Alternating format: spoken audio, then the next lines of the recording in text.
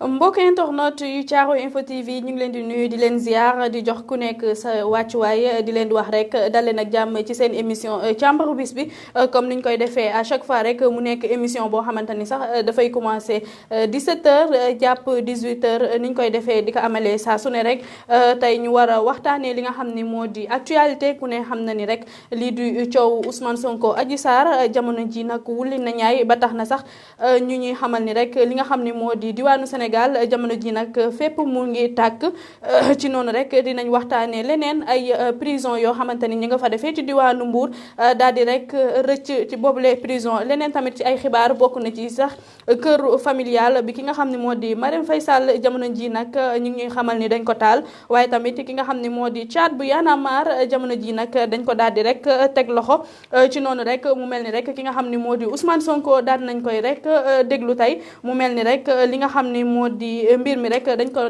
delloo ba altine ak jàmm ci noonu rek di leen fàttali rek ki nga xam ne moo di Ousmane Sonko li nga xam ne lañ koy toppee dossier ñett mbir dong la lu ci mel ni viol et menace de mort waaye tamit lu ci mel ni trouble à l'ordre public et participation à une manifestation non autorisée ak appel à l'insurrection mbokk internet yi di leen xamal ni rek li nga xam ni moo di réseau bi ubbi nañ ko képp koo xamante ni bëgg nga participer ci li nga xam ni moo di émission tay bi mun ngeen ñu woo ci 77 777 88 65 wala ci 77 036 06 74 mbégte la ñuy am saa su nekk rek heure bi bu jotee rek ñu daal di toog waxtaan ak yéen ci émission bu mag bi ñuy wax càmbaru bés bi ci noonu rek comme ni ñu koy defee à chaque fois rek may dalal samay chroniqueur ku ci mel ni Mouhamed Goloko waaye tamit Amadou Ñing ma leen di nuyu di leen ziyaara Mouhamed Goloko nuyu naa la. maa ngi lay fay Amina Bay di nuyu ñi nga xamante ni ñoom laa bokkal plateau bi Amadou Ñing Omar Gueye ak ki nga xamante ni moo di Abdoulaye Sylla di nuyu aussi mbokk internet yi nga xamante ni ñu ngi ñuy suivre jamono yi en direct si Caaroy Info TV. d'accord Mouhamed Goloko ma lay jaajëfal bu baax a baax Amadou Ñing nuyu naa la. maa ngi lay fay soxna Amina Paye di nuyu ñi nga xamante ne ñoo di mbokki internet yi fi ñuy teewlu jamono ji si sunu page Facebook caaroyinfo.net waaye di nuyu ñëpp ñi nga xamante ni ñoom laa bokkal plateau bi ku ci mel ni Mouhamed Goloko Abdoulaye Sylla ak Omar Gueye. Omar Gueye ma lay jaajëfal bu baax a baax Omar Gueye nuyu naa la mbégte lay doon saa su ne rek tey nga teewaate ci beneen numéro càmbaru bés bi di la bàyyi nga nuyoog mbokk internet yi. waaw salaamaaleykum waa plateau bi salaamaaleykum Amina maa ngi leen di nuyu bu baax di leen di ziar di leen ñaanal jàmm di nuyu suñu mbokk internet yu Caaroy Info jërëjëf. d'accord ma lay ziar bu baax a baax keneen koo xamante ni nag tey lay doog a toog ci li nga xam ne mooy plateau càmbaru bis bi monsieur Sylla nuyu naa la. Amina maa ngi lay fay maa ngi lay jaajëfal. di la bàyyi nga nuyoog suñu mbokk internet yu Caaroy Info TV. maa ngi nuyu képp ku nga xam ne yaa ngi fii saan Caaroy Info TV. di nuyu ñu ma bokkal plateau bi di la nuyu aussi yow mi. d'accord di la jaajëfal bu baax a baax comme na ma ko waxee rek ci li nga xam ne moo di junj ba képp koo xamante ni rek bëgg nga ñu jël la en direct ci suñu émission càmbaru bis bi mun ngeen ñu woo ci 77 777 88 65 wala ci 77 036 06 74 mbokk internet yi mbégte lay doon saa su ne rek di fi teew di leen jukkili xibaar yi nga xam ni moom moo am ci biir semaine bi ci suñu émission bi ñuy wax càmbaru bis bi comme ni ñu koy defee à chaque fois rek mbokk internet yi mun ngeen seetaan li nga xam ne moo di émission bi ci suñu page Facebook caaroyinfo.net si kanam tuuti di ngeen ko am ci li nga xam ne moo di suñu chaîne YouTube Caaroy Info TV waaye tamit boobule émission dina nekk direct sax ci li nga xam ne moo di suñu page Instagram mu di Caaroy-8 info ci noonu rek comme ni ma leen ko junjooy rek ci bopp ba Mouhamed Goloko nag ñu seetlu nag jamono ji li nga xam ne moo di coowal Ousmane Sonko wulli na ñaay ba mel ni rek fépp ci Sénégal jamono ji mi ngi tàkk tey ji en tant que jeune lan ngay wax ci boobu lee mbir. waaw nekk na loo xamante ni vraiment gis nañ ko depuis ba ñu arrêté ki nga xamante ni moo di Ousmane Sonko depuis démb ba léegi réew mi ñëpp ndaw yëpp dajaloo nañu def li nga xamante ni moo di ay manifestation di manifester li nga xamante ni moo di situation bi réew mi nekk di manifester li nga xamante ni moo di seen ñàkk ànd ak décision yi nga xamante ni ñu ngi rot si depuis boobu ci affaire bi nga xamante ni moo boole woon ki nga xamante ni moo di Ousmane Sonko ak ki nga xamante ni moo di Adji Sarr donc mu nekk loo xamante ni vraiment vraiment lu ñuy ñaawlu la ci jamono ji ñu toll nga xamante ni ñu ngi ci en pleine pandémie de Covid 19 ñu nekk di xeex ci li nga xamante ni moo di mbas mi mais tamit tey lii tegu si ñu gis ni ay ndaw di wàcc ci réew mi di manifester li nga xamante ni moo di seen mécontentement loolu nag mënul ñàkk ndax ci réewum démocratie lañ nekk képp koo xamante ni am nga loo xamante ni bëgg nga koo joyanti képp koo xamante ni am na loo xamante ni bëgg nga koo génnee si sa xol mën nga génn def li nga xamante ni moo di marche wane li nga xamante ni moo di sa nakar wane li nga xamante ni waaw li ñuy fustiger nag mooy le fait que ñuy manifester di yàq li nga xamante ni ay biens publics la parce que même boo xoolee en situation de guerre am na yoo xamante ni kenn du ko yàq li ci mel ni ay ambulance li ci mel ni ay këru docteur li ci mel ni ay presse loolu dafa nekk loo xamante ni c'est sacré te dafa nekk loo xamante ni ay biens publics la donc ñi nga xamante ni moo di jeunes yi malgré que ànd nañ ak mer malgré que ànd nañ ak fuggu mais nañu respecter li nga xamante ni moo di loi yi ñu manifester sans pour autant saccager sans pour autant yàq li nga xamante ni ay biens publics la d'accord sans pour autant saccager waaye aussi sans pour autant yàq li nga xam ni moo di ay biens publics mu nekk loo xamante ni rek képp kuy doomu Sénégal daat nga koy ñaawlu Amadou Gningue ku ne xam na ni rek jamono ji li nga xam ne moo di manifestation yi fii ci diwaanu Sénégal wulli na ñaay tey ji lan mooy ëllëgu Sénégal li nga xam ni moom la olof di wax ay du yam ci boppu boroom dafa mel ni jamono ji ci situation boobu lañ nekk waaw soxna Amina si situation boobu la ñu nekk ay du yem ci boppu borom te it souvent wolof danaan lu waay rendi rek sa loxo lay nàcc tey jii bu ñu toogee ñu gis ni ni ki démb buñ ko jàppee pas démb alxames waaye ni ki démb ba Ousmane Sonko doo koy jug ne nguur gi dinañ ko fexeel tey ñu toog ba ñu toll fii mbir yi dem nii dañu naan ay boobee ñu doon wax du yem ci boppu borom tey weesu na fa nga xamante ni teguñu ko fa woon wala fooguñu ko fa woon tey nag bu ñu toogee ba Sénégal partout ndaw ñi di génn di def naka sudul noonu lu kenn rafetluwul problème dafay am soxna Amina léegi nag dañuy ñaan nag ndaw ñi waaye kilifa diine kilifa aada yi loolu duñu tàyyi di ko wax ak ñi war a wax ñépp ñu génn wax ndaw ñi mën a calmé wu waaye it ki nga xamante ni moom moo wala ñi nga xamante ni ñoo waral lii lépp am ñu mën a dellu ginnaaw parce que Sénégal xamul lu dul jàmm mënul dund si lu dul jàmm te lu dul jàmm it jàmm dakaa gën kon soxna Amina yaakaar naa ni lii nii ñuy dund tey yépp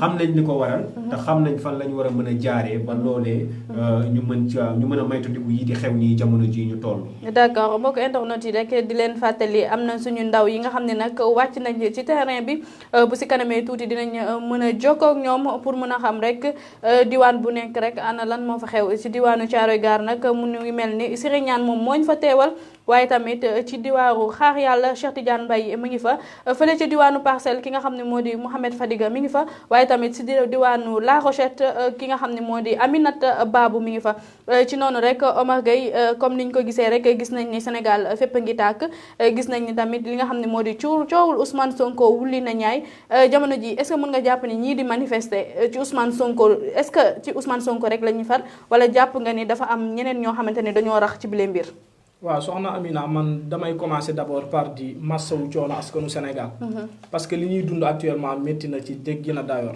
jàkkaarloo caméra bi suñu xoolee manifestation yi ni mu demee man dama ne ndaw Ousmane Sonko ñoo ngi ci mais tamit am na ñu nga xam ne ñoo ngi ciy profito pour wane seen naqar wala boog di def naka su dul noonu ba ci Auchan yi nga xam ne ñoo ngi koy taal di ko yàq man dafa am benn leçon de morale bu ma fa jàng mooy muy entreprise française yi en dehors de entreprise française yi sax mooy askan wi lekk gi ñuy jël di daw di ko yóbbu man jàngat bi ma ci am mooy askan wi dañoo sonn dañoo xiif problème Ousmane Sonko rek taxatul ñuy jóg mais ñoom dafa fekk que ni problème Ousmane Sonko dafa tax rek ñu riposter dafa tax ñu riposter te tamit Sénégal dañuy wax ne dëkku jàmm la mais jeunesse bi tamit dañoo commencé consciente ci loolu du coup li may gis nii daal rafetluwuma ko te tamit ñi ngi yàq ay biens publics yu nga xam ne suñu xaalis moo koy defaraat loolu tamit askan bi war na ko sóorwaale ñu def ay manifestation pacifique xeex li ñuy xeex parce que bu ñu fàtte ne Gandhi moo nekkoon le plus grand révolutionniste te moom li mu doon xeex loolu da ko doon xeex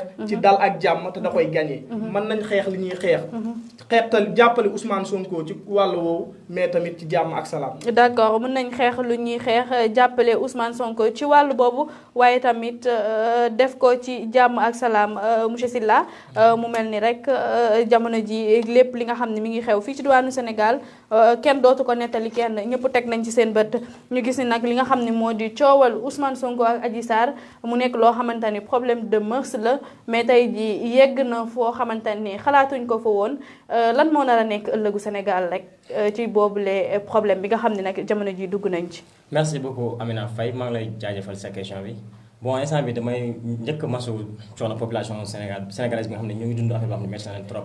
sànq dégg naa seen biir wax nee ngeen ay dem ci borom. bu ñu xoolee ba ci biir am na ñoo xam ne yëgunu tinuñu seen biir askan nañ toog di liggéey. ndogal fekk leen bu ñu ñàkk seen baxan. instant bi jeunes yi wàcc nañ si tali bi fas yéene jàmmaarloog policiers yi. mais nga yaakaaroon policiers yoon état boo xamante ne ñoom.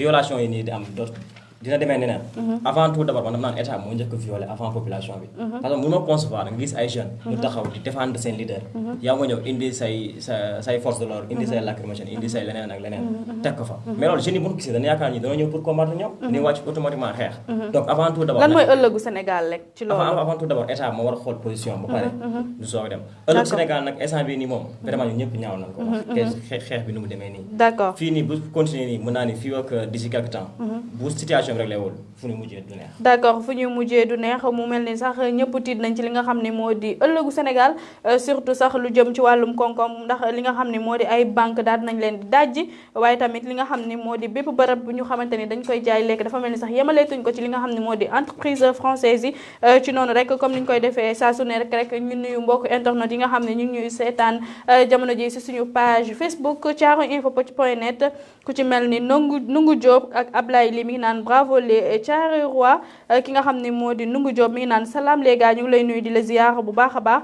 mu mel ni rek jamono ji rek ñi nga xam ne ñoo di suñu ndaw yi ñu teewal fële ci diwaanu Parcelles am na koo xamante ni rek mi ngi bëgg a dugg ci ligne bi amaana rek ma daal di koy jël mu wax ñu rek ana lan moo xew ci Parcelles jamono ji Mouhamed Fadiga nuyu nañ la. waaw maa ngi leen di nuyu di leen ziar soxna Amina. mu mel ni yow yaa ñu teewal foofu ci diwaanu Parcelles Assainies ana lan lañ fa mën a jël comme xibaar. waaw lu fi mën jël comme xibaar balaa loolu nga may ma nuyoo suma naataango ñi yëpp te si plateau bi maa leen nuyu di leen ziar parce que biig bi may yegsee fii presque ay côté 20 heures le jeunes yi commencé génn di taalay pëna ba jëm mairie ba ba saccagé ko. donc pour des raisons de sécurité moo tax jotu moo yegg mairie ba. dëgg la mais tey si suba mairie bi nekk fii nii Parcelles Assainies. donc bii si guddi la fa booy dem saccagé ko. mairie bu nekk Parcelles Assainies. parcelle bi bii si guddi ay 21 heures la ko booy saccagé. parce que dama si toppoon sax mais à un moment donné booy bu gënoon filmer leen. donc moo tax tey suba laa jógaat dem fii si station Dior bi mais station Dior bi mën nañu station amatu fa parce que booy lépp nu mu saccagé. pompe yi sax mooy moto yi nga xam moom dina utiliser di ko pompe booy sax duñ koo daaneel. seen biir boutique bi nag mën nañu wax boutique bi nag dara nekk fa si. mooy boutique station fan la nekk Dior. oui mooy station Total Dior bi boo ñëwee si marché Dior bi am na station Total bi fa nekkoon. donc station Total bi dara nekkatu fa dara boutique bi lépp duñ ko saccagé écran plat yi fi nekkoon ni sax booy duñ ko jël yóbbu. le malheur en est que bouteille bërigo yu mel yi xam ne moo defoon huile yi. booy duñ ko ibbi tuuti si suuf. d'accord. bi ma jógee foofu nag dem naa ba case ba. bi ma demee case ba dem naa mooy boutique orange ba. boutique bi duñ ko saccagé. pour des raisons de sécurité waa sapeur noo fa nekkoon. donc bàyyi woon kenn mu dugg si biir. d'accord parce que plafond bi dafa doon wadda. dëgg la bi ma jógee foofu aussi dem naa Shell. Shell bi nga xam ne moo nekk à côté juste si kii bi boutique orange bi. Shell bi aussi gars yi ñoom bi ba laalu nu pompe yi. mais boutique bi kese nu saccagé jël lépp li fa nekk comme denrée alimentaire bàyyiwuñ fa dara. mais pompe bi muy fonctionné bi ma jógee foofu nag dem naa Auchan ba. loolu yëpp démb la xewoon. loolu yëpp démb la xew fii si Parcelles Assainies. d'accord tey nag lan lañ fa mën a nemmeeku comme ay xibaar ana lan moo fa xew. waa tey nii nag mën nañu wax nag booy yëpp nag danoo dem nag biir ville. waaw topp naa si ba Liberté 6 mais oto amul moo tax man ma wàññeeku. mais daal booy yëpp man ko noonu daal jublu sa marché bi nga xam ne moom waa Y'en a marre moom ñuy organisé. d'accord ak libéré Sonko. d'accord Fadiga est-ce que yëg nga boutique Sipco bi nga xam ne moo nekk pharmacie Golf dañ ko saccagé. waaw yëg naa ko léegi le malheur en est que ay oto sax noo fa gaare di yëpp marchandise yi ak ay seret di ko yóbbu. waaw donc loolu mu doon loo xam ne ñoo ngi koy ñaawlu bu baax a baax mais pour l'instant daal mën na wax fii au niveau des Parcelles Assainies. booy daal ñëpp dem nañu ville daal. d'accord samay chroniqueur su fekkee amuñu question rek dinañ la jëlaat si kanam. Mouhamed Fadiga. waaw Amadou Gningue. ziar naa la. delloo ziar. mu mel ni mbëkk nga si lacrymogène yi ba doyal de. waaw.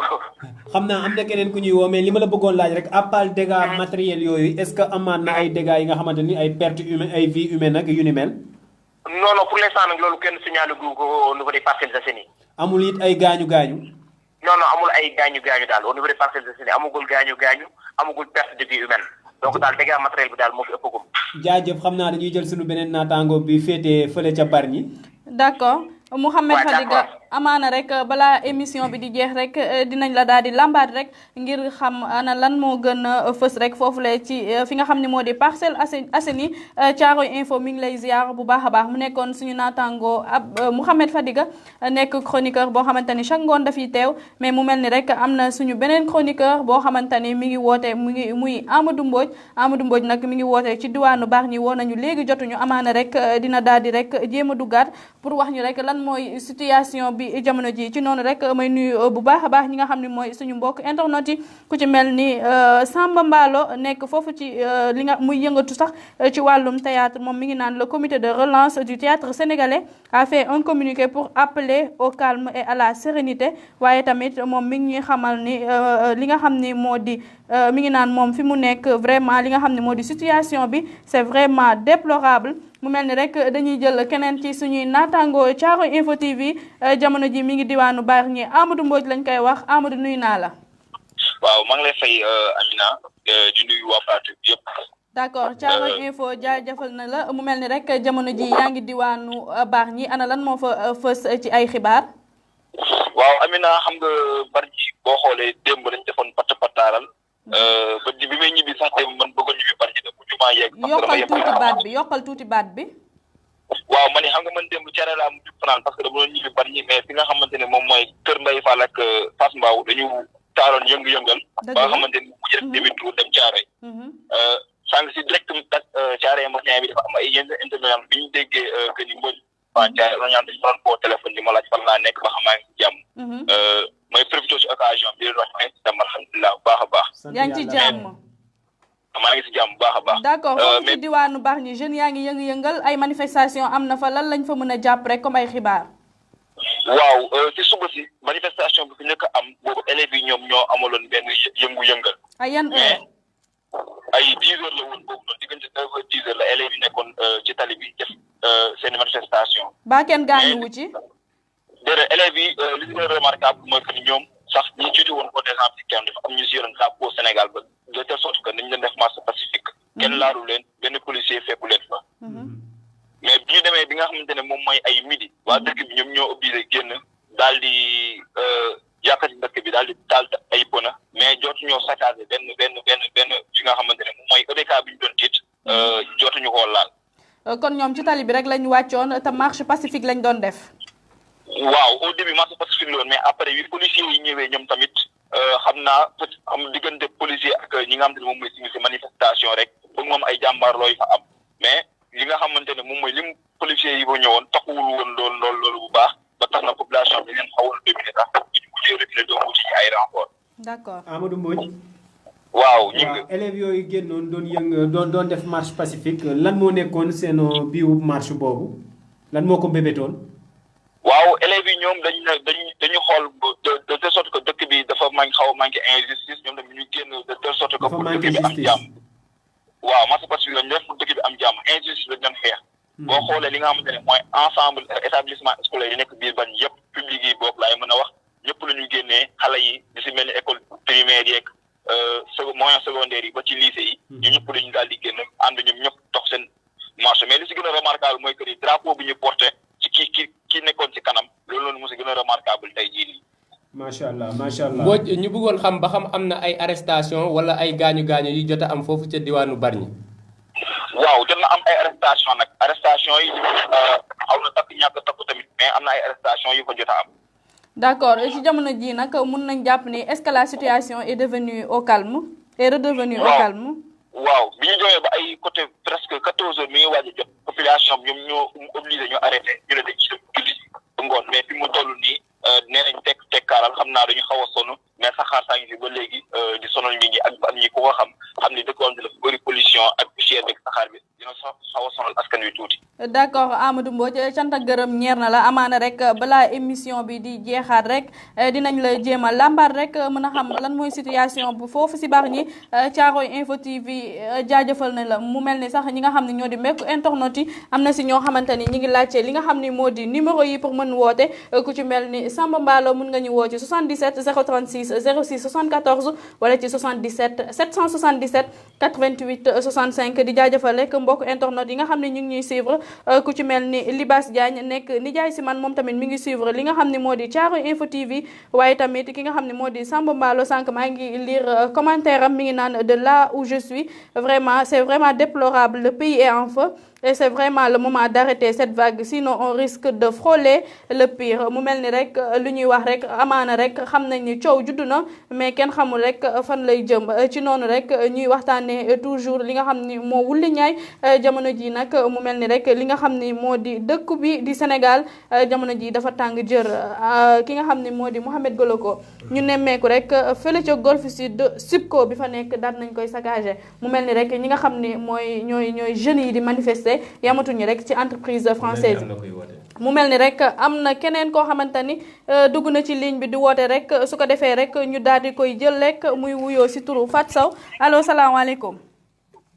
waaleykum salaam wa rahmatulah. da ngay wàññi rek li nga xam ni moo di sa télé fi ngay seetaanee nga wàññi son bi comme ça déggante bi mën a neex. waaw incha allah ñu wàññi déggante bi gën a leer. d'accord fan ngay wootee ak tur bi. waaw man maa ngi woote ci Thiaroye Tali Diallo maa ngi leen di nuyu yéen waa Thiaroye Info. ñu ngi lay fay. di leen bëggee bu baax a baax xanaa di bañ a yàgg ci antenne bi lool rek. di naqarlu li ñëpp di naqarlu rek. mooy li nga xam ne xew na tey Sénégal. Sénégal benn réew la. benn bopp la kenn mënu ko xar ñaar. dama bëgg population bi ñu xam ni. Macky Sall dafay toog dem. Sonko dafay toog dem. lii nga xam ne xew na ñaaw na ba ci kanamu yàlla man ànduma ak injustice bi nga xam ne moom la état nekkee waaye ànduma tamit ak li nga xam ne moom la xale yi di def tey ndaxte tey lu ñu fi mënta yàq ci àdduna kenn gisagul benn Auchan boo xamante ni nii wala benn Total boo xam ni gis nañ fa benn borom der bu xonk toog fa di jaay gisuñu ay doomu sénégalais ñoo fa nekk di jaay ña fa nekk ma ne la ña fa nekk ay gestionnaire sax nekk ca kaw a kaw sax ay sénégalais lañ donc tey Auchan yi nga xamante ne nii ñoom moom la ñu toj tey xalaat leen ñaata ci ñaari weer wala ñett yi di ñëw ñaata chômage la Sénégal di am kon fépp foo dugg entreprise boo xam ne dañ ne entreprise wu nu mu tuddati tubaab yi la ak lu mën a xew rek sénégalais yee xam mu mel ni rek yooyu lay yàqate sax yemul ci li nga xam ni moo di entreprise u française yi kese ndax lu ci mel ni Supéco dafa mel ni entreprise u Sénégal la mais gis nañ ni rek bi nga xam ni moo nekk golf sànq xale yi yàqate nañ ko sànq suñu ndaw mi ngi ñu koy xamal mbir mi leneen a ci rax mbir mi ñi nga xam ne ñoo def ni dama bëgg Sénégal nekkatuñu sax ay partisan wu Sonko parce que xëy na partisan wu Sonko ñoom injustice la ñuy xeex ak leneen waaye lii tey banditisme la ak sàcc gi lii tey banditisme la ak càcc goo xamante ne nii mi ngi noonu te gis nga xanaa xamu leen ni sénégalais yi xamul bu ngeen duggee ci boutique Auchan yi ñi fa mii la dem ku mel ni man 95% produits ya fa nekk yëpp ay produits locaux la Sénégal lañ ko def loolu dama bëgg mu leer ci bopp nit ñi boo duggee ci seen kii yi lu néew a néew ngay gis ñoom seen ay produits français nekk fa waaw léegi réew mi nga xamante ne nii ñun tey réew moomu li ñuy bàyyee yëpp moom la ñuy jaay ci Auchan bi suñu ay doomu réew ñooy liggéey ci Auchan ba waaw léegi lañ war a mën a am rek ak tamit nag manque de responsabilité yi nga xam ne moom la parents yi am manqué responsabilité ndaxte tey jii bu fekkoonte ni bu ci sa doom gàddu saaku ceeb wala dawlin dugal ci sa biir kër nga ne ko ay ci biti fowuloo ci reewuloo ci kon xale yi duñu am courage d'accord kon xale yi d'accord kon lii naqari na ma ba ci kanamu yee dëgg la wax fa dëgg yàlla dëgg la lii dootul mbirum Sonko mais lii leneen la d'accord damay wax nag tamit ki nga xamante ni moo war a wax te jiite réew mi da nga xamante ni nii moom mooy mu tey jii responsabilité yëpp tey ci ndortam la ko yàlla di gàll na génn tamu wax d'accord na génn tamu wax tamu xool mu di njiitum réew mi mooy fay lii fay lii mu wax ca mu fay benn yoon ndax kat bu fekkente ne nii benn nit kese moom la ñu ne moom la ñuy atte ci yoon benn nit boobu dem ba law lii état bi nañu seetaat seen bopp daal d'accord lii laa xam ci lu may wax d'accord te di ko naqarul nag wax dëgg yàlla d'accord mu nekk Fatou Sow depuis Thiaroye état bi nañ xoolaat seen bopp rek waaye mu mel ni rek li olof di wax rek moom dafa mel ni dem na mu mel ni rek li olof di wax rek ku la defal lu baax nag da nga koy wax mu mel ni rek projecteur yi nga xam ne moo nekk Thiaroye Info moom maman Fatou Sow moom sax moo ko daal di jënd daal di koy jox li nga xam ne moo di Thiaroye Info ndax gis na ni rek waa Thiaroye Info ñi ngi def li nga xam ne mooy liggéey bu mucc ayib rek looloo tax rek mu jàppale leen ci ay lumière waa Thiaroye Info ñu ngi koy jaajëfal bu baax a baax ñu jëlaat rek keneen koo xamante ni dafa bëgg a participer si émission bi allo salaamaaleykum. waaleykum salaam wa rahmatullah. sëñ bi nuyu naa la fooy wootee ak noo tudd. maa ngi wootee fii nii ci côté Walfadjri Derklé. d'accord tur bi. Abdou Salam Mbaye laa tudd. d'accord mu mel ni rek kooku suñu directeur général la Abdou Salam Mbaye dalal ak jàmm ci Thiaroye Info. waaw bon vraiment di leen féliciter di leen remercier en même temps. di leen wax ni donc pratiquement ñëpp ñu ngi leen di seetaan di leen déglu. parce que vraiment émission bi am na solo te jaar na yoon. te defe naa tey ku nekk war na cee mën a wax. dëgg la. waaw ku nekk war na cee mën a wax tey bu ngeen ko déggee maa ngi naan comme auditrice boobu génn léegi nii. li mu wax daan ne njiitu war a génn. man je crois que loolu moom mooy donc solution bi ëpp solo mooy le président de la république. ak kuñ ko mën a tëkkalee. moom li nga xam ni teg nañ ko ci mbaggam teg ko ci loosam. war na ëpp doole lu ne. bu fekkee da nga jiite réew foog nga am foo ñu jiitee ak foog nga am foo ñu tanee. comme yow yaay njiitu réew. kaa yu mel ni su fekkee ne am na. na génn wax ak population. su génnee wax ak peuple bi. automatiquement dinañ am solution. wala ñu am début de solution. mais su fekkee gis nga nit ñi ñi ngi piyee dëkk bi ñi ngi yàq ñi ngi def naka su dul noonu. ba pare am ñu ci ñàkk seen bakkan. ñii di surtout nag am ay mort. kon li ëpp solo mooy nga génn parce que yow la ñu dénk suñu réew balaa affaire bi ñu yàqu ba yegg ci yaxeet vraiment mu génn wax su waxee man xam naa ni niñ ko séqal ñun nen la kenn ku ci nekk di nga xalaat nga xam ne tey bu réew mi yàqool ñun la yàqool nga deltu gannaaw. d'accord parce que man côté bii ma nekk dama gis léegi xale yi daw si dugg si ci kër gi. bi ñu duggee li ñu njëkk a nettali mooy ñi nga xam ne du ñu ay manifestant parce que tey ku manifester da ngay dem tey xëy na fa ñu koy defee. mais ñi nga xam ne côté Derklé fii nii ay boutiques yi nga xam ne du ñu Auchan du ñu dara boutique sénégalais lañu ñoom ñu ubbi ko. jël ay ordinateurs ya fa nekk. ay frigo ay nangam di ko ubbi di daw di ko yenu di yóbbu seen i kër. loolu daal mbir mi dafa rax.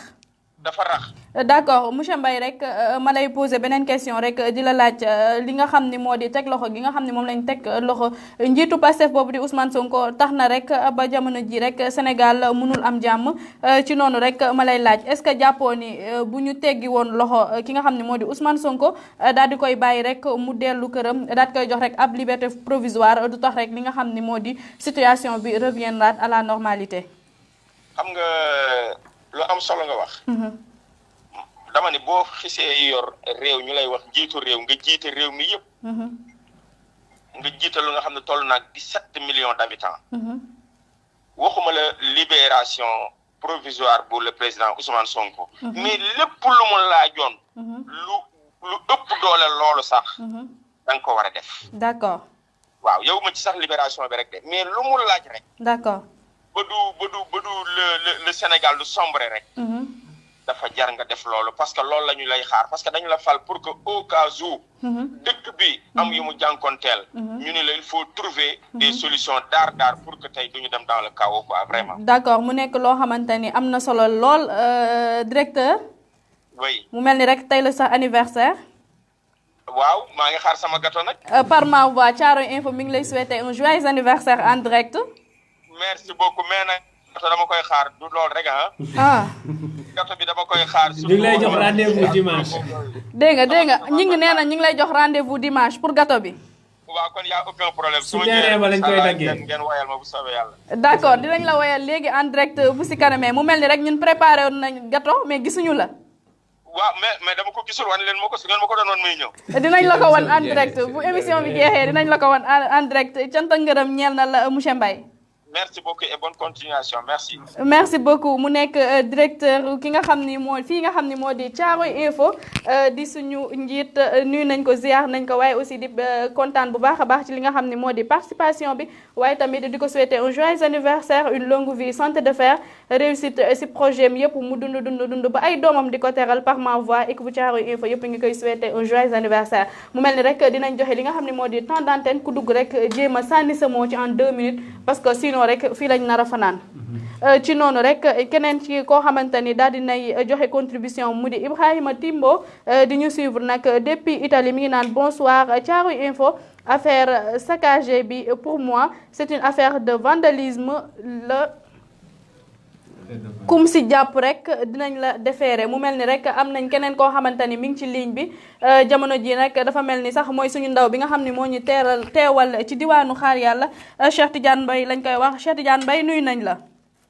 maa ngi leen di fay Amina maa ngi nuyu yéen ñëpp yéen ñi toog si plateau bi yëpp di leen jaajëfal bu baax. d'accord nga teewal Thiaroye Info foofu ci diwaanu Xaar Yàlla ana lan lañ mën a jàpp ni loolu lañ fa am comme situation lan moo fa xew jamono ji. waaw jamono ji may wax ak yow nii maa ngi jàpp Xaar Yàlla maa ngi côté Mermoz aussi. mais sooy xool fii tamit am na benn xam nga am na benn Auchan bu fi nekk Auchan bu mag yaakaar naa moo gën mag sax si diwaanu Dakar. fan ci diwaanu Mermoz. Mermoz waaw mooy Auchan bu nekk si Mermoz bi ak KFC bi yëpp. mais foofu y a un important dispositif sécuritaire bi mu fa teg. bu ñu fa teg. waaw bu ñu fa teg yaakaar naa loolu moo tax sax manifestants yi jotuñu fi egsi ba sànq ñëw nañu ba si pont Mermoz bi. mais depuis boobu ñoom mujj ñoo egsi nag. mujj ñoo egsi et puis am na beneen Auchan bu nekk ci boulangerie. Cheikh Tidiane mu mel ni rek jamono ji ngay waxee ak man yaa ngi nekk di dox doo taxawal ñu càmbar information yi ba pare. alkaati yee koy dàq ji. dégg nga gëlu ko nee na alkaati yee dàq ji.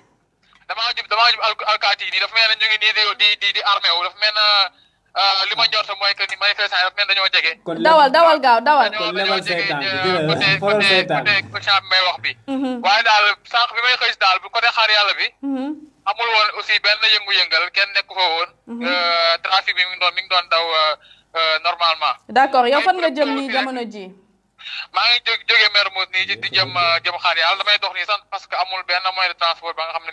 mi ngi daw. d'accord mi ngi kii quoi mi ngi daw. d'accord dafa mel ni rek nekk nii fi may wax ak yéen nii yaakaar naa ni. gi ma gis nii am na kii force de l'ordre yi di ko def dafa mel dafa am lu ñuy waajal. dafa mel ne comme dañ leen informé que ni manifestant yi soreetuñu côté bii. waaye daal may waxaat aussi beneen information bu am actuellement Colobane. muy marché ba nga xam ni opposition war nañ ko ak waa Y'en a marre. gis naa si léegi si ay image vraiment benn intifada bu fa am bu métti ba nga xam ni. force de l'ordre yi indi nañu ay renfort waaye dafa mel ni les manifestants faale wuñ loolu. dem nañ sax ba génnee seen dragon bleu bi. sotti ndox mais ngay gis manifestants dañuy dékku ndox mi nii. di résister wu yaakaar naa li ñuy wax résistance dëgg tey. moo am ci diwaanu Colobane d'accord parce que manifestants yi dañoo bëri trop 4 koñ yëpp nañu occupé. wër les forces de l'ordre. si xibaar yi nga am ba tey amul kenn ku fa gaañu. waaw fekkee gaañu la moom yaakaar naa si force de l'ordre yi la ëppee. parce que li may mujj a xam yaakaar naa ne am na 7 blessés au niveau des forces de l'ordre. da nga xam ni voilà mais nag si manifestants yi amu gisuma fa gaañu kaay parce que. fumier bi moo leen nëbb ba doo xam sax exactement. est-ce que y a blessé wala amul blessé. d'accord Cheikh Tidiane mu mel ni rek balaa émission bi di jeex du ñàkk rek dinañ la lambaat fekk nga daal di yegg rek foofu ci diwaanu Xaar Yàlla su ko defee rek nga mën ñoo wax lan mooy situation bi foofu Thiaroye Info mi ngi lay nuyu cant ak ngërëm ñeer na la. léegi su ma avancé ci kanam rek lu ma si kanam su ngeen ma waatee wala su ma gisee incha allah dinaa leen informer à temps. incha allah mu nekkoon Cheikh Tidiane Mbaye nekk foofu ci diwaanu Mermoz ni ngeen ko waxee rek Auchan bu mag moo fa am waaye jamono ji nag mi ngi mel ni rek ñi nga xam ne ñoo di manifestants yi mënuñu fa yegg ndax dafa am benn renfort boo xamante ne daal nañ ko fay teg ngir rek mën a aar boobule bërëb mu mel ni rek Mouhamed Goloko sànq ñu ngi jot ci ay xibaar ñi ñuy xamal ni foofu ci Mbour dafa am ay prisonniers yu bëri yu fa rëcc tey jii loolu lan la nar a andi ci diwaanu Sénégal. waaw boo gisee sax information baa ngi nii ñuy confirmé ñu naan plus d'une dizaine de prisonniers s'évadent de la prison de Mbour mu nekk loo xamante ni vraiment lu raglu la. lu tiitlu la te instant bii nii pant bi ñu jël moom wax dëgg yàlla buñ ko arrêté wul. day nekk loo xamante ni catastrophe la nar a jur. dafa mel ni am na kuy woote ma bàyyi la nga jël. d'accord ma bàyyi rek nga teg foofu sa loxo salaamaaleykum wa rahmatulah. waaleykum salaam Thiaro Info man la Samba Mballo maa ngi leen nuyu di leen ziar bu baax. Samba Mballo fooy wootee. bon instant bii nii dafa xaw a doy waar mënu war a wax sama position parce que voilà xam nga suñu téléphone yi yëpp presque gars yi depuis démb ñu ngi traqué téléphone yi mettre sur écoute donc mooy loolu mais li ma leen mën a wax instant bii nii soriwuma côté VDN. te mbir bi muy commencé tàng instant bii nii au niveau de la foire. voilà axe boobu noonu dafa compliqué mais fi ma bëggoon intervenir rek mooy benn niveau. mooy suñu nekkee si conflit. man j'ai eu la chance Côte d'Ivoire laa juddoo foofu laa yaroo foofu laa màggee jàng ba am bac sama famille ba léegi muy Côte d'Ivoire. donc dund na li nga xamante ne Côte d'Ivoire su ma ko gisee fii nii. dafa mel ni gars yi ñuy minimiser ampleur vraiment li xew. te dafa am li nga xamante ne ñetti niveau lañ ko war a situer premier niveau bi. mooy ay socio yokkal baat bi tuuti. ma ne premier niveau bi. mooy dëkk. ay socio-anthropologue ñooy définir naka la ñu war a gérer dëkk bi parce que ay réalités culturelles dañu ko war a tenir en compte. Deuxième point bi religion dëkk bu mu am doole. religieux yi dañ leen war a déglu. et troisième bi mooy gis frustration bi xew fii ni jamono jii nii man je pense que dafa jógee si le fait que acteurs culturels yi. dañ leen tëj depuis le début parce que gis culture mooy nourrir esprit. culture moo tax nit ki di décrispé wu di déstressé wu. kon da nga jàpp ni jamono jii nit yi dañoo xat. non dañoo xat parce que soo tëjee ay nit ils n'ont plus accès à la culture depuis 12 mois. li muy indi day garaaw dañoo minimiser impact acteurs culturels yi si dëkk ba si sensibilisation. ba si décrispation. te loolu dafa am solo. jamono jii ni frustration bi dafa jógee romb na Sonko. instant bii ni moo tax dafa am li nga xamante dañ ko war a évoquer mooy les mécanismes de résolution de conflit. conflit dafa am ay mécanismes fi ñuy jaar pour régler ay conflits nekkul juste ay appel au calme et cetera. mais dañoo war a tegaat mbir bi maanaam dindi couvre-feu bi. woo nit ñi ñu teg leen de côté ñu wax leen ñu tijji mbir bi comme vaccin yi ñëw nañ. nañ tijji dëkk bi. nit ñi commencé am tuuti liberté donc vraiment di rafetlu seen liggéey. di leen wax ne mbir bi muy tàng jër instant bii nii ay lacrymogène ay kii. côté VDN bi parce que tout simplement xam nga guérilla moo mel noonu. ñi nga xamante ne dañuy utiliser stratégie guérilla dañuy disperser wu. par groupe yéen ndaw ñeneen ñi nekk place de l'indépendance ñeneen ñi nekk centenaire et cetera et cetera. dañoo tas daal jamono ji dañuy continuer voilà. donc dañuy disperser wu te suñu force de l'ordre yi matuñu. comme matuñu moom vraiment dina xaw a métti donc vraiment le chef de l'État dafa war a génne. vraiment teggil li am si dëkk bi instant bii nii. d'accord pour que nit ñi am tuuti liberté. pour ñu mën a exprimer wu. d'accord cant ak ngërëm ñeen na la Samba. mu mel ni Samba. comme nekk nga koo xamante ni da nga am expérience si situation yu mel nii. est-ce que mën nañ jàpp ni li nga xamante ni moo nekk di xew fii ci diwaanu Sénégal dafa nekk loo xamante ni moom lañ daaw a gis ci sous-région yi. liñ daan gis ci sous-région yi je pense que Sénégal suñu moytul mën na gën a garaaw loolu xam nga lan moo tax. parce que tout simplement Sénégal nit ñi dañoo xamante. ama ci conflit ñi nga xamante ne xamantewuñu. à la limite souvent dafa am benn limite benn ragal bi am seen diggante. parce que xamoo nit ñi alors que fii ñun ñëpp ay mbokk lañ.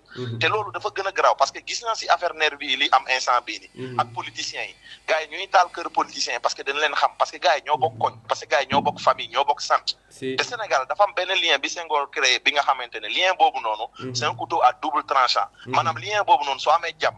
maanaam ñëppay am jàmm. mais soo amee safaan rek ñëppay am problème parce que ku nekk xam nga frère diw xam nga ki nekk policier xam nga benn gendarme xam nga ay famille am ay kii te loolu c'est encore plus pire quoi. donc vraiment war nañ ci taxaw pour que loolu moom mu arrêté dès maintenant. d'accord Samba Mballo Thiaroye Info mi ngi lay jaajëfal. jaajëf.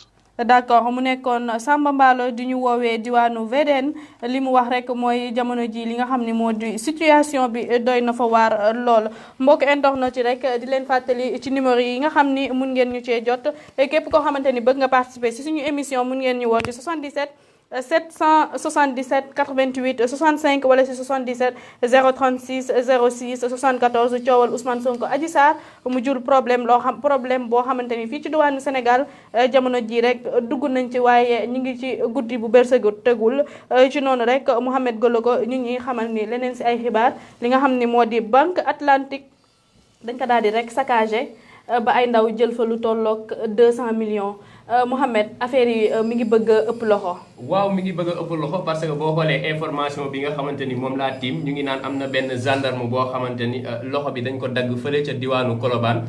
muy manifestation yi am côté boobu noonu ñu jotee information boobu noonu si suñuy confrères yi nga xamante ni ñoo nekk Walf TV donc gis nga situation bi mi ngi dégénéré bu demee ba nga xamante ni ay alkaati ñu ngi dagg seen i baaraam donc loolu ëpp na loxo li nga xamante ni nag moo di ay saccage yu ñuy def ak sàcc gi ñuy sàcc loolu mën nañ ne problème mu ñi nga xamante ni ñoo ñëw di ras dem parce que nee nañ am na ñuy gàmm am ñoo xam ne dañuy ras dem donc dafa am ñoo xamante ni dañuy profité ci situation yii nii pour s'enrichir dañuy profité ci situation yii nii pour jéem a feesal seen i gafa tey moom xam naa chronique waaw d'accord jéem a feesal seen gafa mu mel ni rek am na keneen kuy woote asalaamaaleykum wa rahmatullah. waaleykum salaam wa rahmatullah soxna si na ngeen def. ñoo ngi fi tur bi naka la ak fan ngay wootee. Matar Ngom laa tudd Thiaroye Télé Diallo. Matar ñu ngi lay ziar. maa ngi leen di ziar leen suivre chaque jour rek vraiment seen émission bi am na solo. jaajëfal nañ la bu baax. man xam nga lan laay wax man li may wax man. mooy lu tax bu politiciens yi amee problème. rigueur ci foofu lañ koy gisee quoi mais bu fekkee ñun Sénégalais lambda yi ñoo am problème ak nit. da ngay dem tribunal ba sonn nga gagné ko première instance gagné ko cour d'appel gagné ko cour suprême. kooku këram lay nekk kenn du ko téye te day am condamnation ferme. rigueur justice doo ko ci gis. fii may wax ak yow nii am na koo xam ne am na condamnation 2 ans ferme première instance condamné ko cour d'appel condamné ko cour suprême condamné ko mi ngi këram te rigueur justice warewul ko foofu. te kenn tegu ko loxo. kenn tegu ko loxo mi ngi këram fii tëdd. mu mel ni rek mbir mi dafay niroog kumba am ndey kumba amul ndey. jeex na tàkk loolu moo tax nag ñun boo gisee loolu moo tax yu bëri di ci nangoo dugg parce que Sénégal fekk dañoo yemale ñëpp. kon problème bu ñëw dañuy xam xanaa moom boo gisee ñu ne dañuy yóbbu Sonko si yoon nit ñi tiit. li ko waral mooy dañoo wóoluwul justice moo tax mu demee noonu. dañoo wóoluwul justice. voilà bu ñu leen wóolu woon bu ñu jëlee nit di ko yóbbu si yoon. kenn tiit sax dañ naa bu demee si yoon bu taxee dinañ ko jàpp bu taxul dinañ ko bàyyi. d'accord waaye ci loolu rek ma lay poser beneen question tey jii lan nga xam ci ëllëgu Sénégal ginnaaw rek ba jeunes yi ñi ngi yàqate waaye yamuñu ci loolu sax dafa mel ni rek am na ay defkatu ñaawteef yoo xamante ni dañoo nekk ci biir parce que gis nañ ni rek ñi nga xam ni ñoo di ay boutique yu ñuy dajji ay xaalis yu ñuy jël ay coffre-fort tamit yu ñuy ubbi ana lan ngay wax ci loolu tey jii nii. non loolu li olof yi wax rek liñ naan borom càqare mooy borom baat neen moo dal état bi. gis nga bu fekkee da nga boot ay njaboot boot ay nit yoon seen sécurité bala ngay dugg ci dara. war nga xam yan conséquence moo ciy am. waaw mais loolu duñ ko sóoraale duñu sóoraale commerçant yi duñu sóoraale ñi nga xamante ne ay Sénégalais lam daal lañ. dañuy xëy di wàcc di daan seen doole loolu yëpp. duñ ko lijjanti ñoom li ñuy lijjanti seen intérêt personnel bi nga xamante ni. moom moo leen intéressé loolu la ñuy fexee am gain de cause mais li du jënduñ ko. te loolu nag du Sénégal du politiciens yi rek. dafa am ñoo xam ne dañuy liggéeyal pour seen bopp. ay privé lañ dañ leen war di sóoraale chaque jour. mais duñuy sóoraale ni bu ñu amul sécurité mën nañu yàqal ñooñu en tout temps te loolu dañu ko war di sóoraale. xoolal li am fii diggante Thiaroye yi Kër Massar Malika ba démb tey. dëgg la ñaata nit ñoo fi yàqule. est-ce que ñooñu dañ leen di fay. d'accord kat moo leen di fay. d'accord mu mel ni sax yéen ñi nga xam ne da ngeen yor ay boutique di jaay ak ñoom seen dafa mel ni rek jamono ji rek nee ngeen ràpp tëj seen ay boutique démb ba tey liggéeyuñu démb ba tey soxna si liggéeyuñu. da ngay xëy 2 heures nga wàcc wala nga commencé booy liggéey sax sa xel du dal. xam nga léegi loolu ban avantage la ñu amal ñun ban njëriñ la ñu amal ñun Sénégalais yi. d'accord. ñoo di am pertement bi ñun ñëpp ñooy perte rek mais ñoom duñ perte. dëgg la. voilà Matar Thiaroye Info jaajëfal nañ la.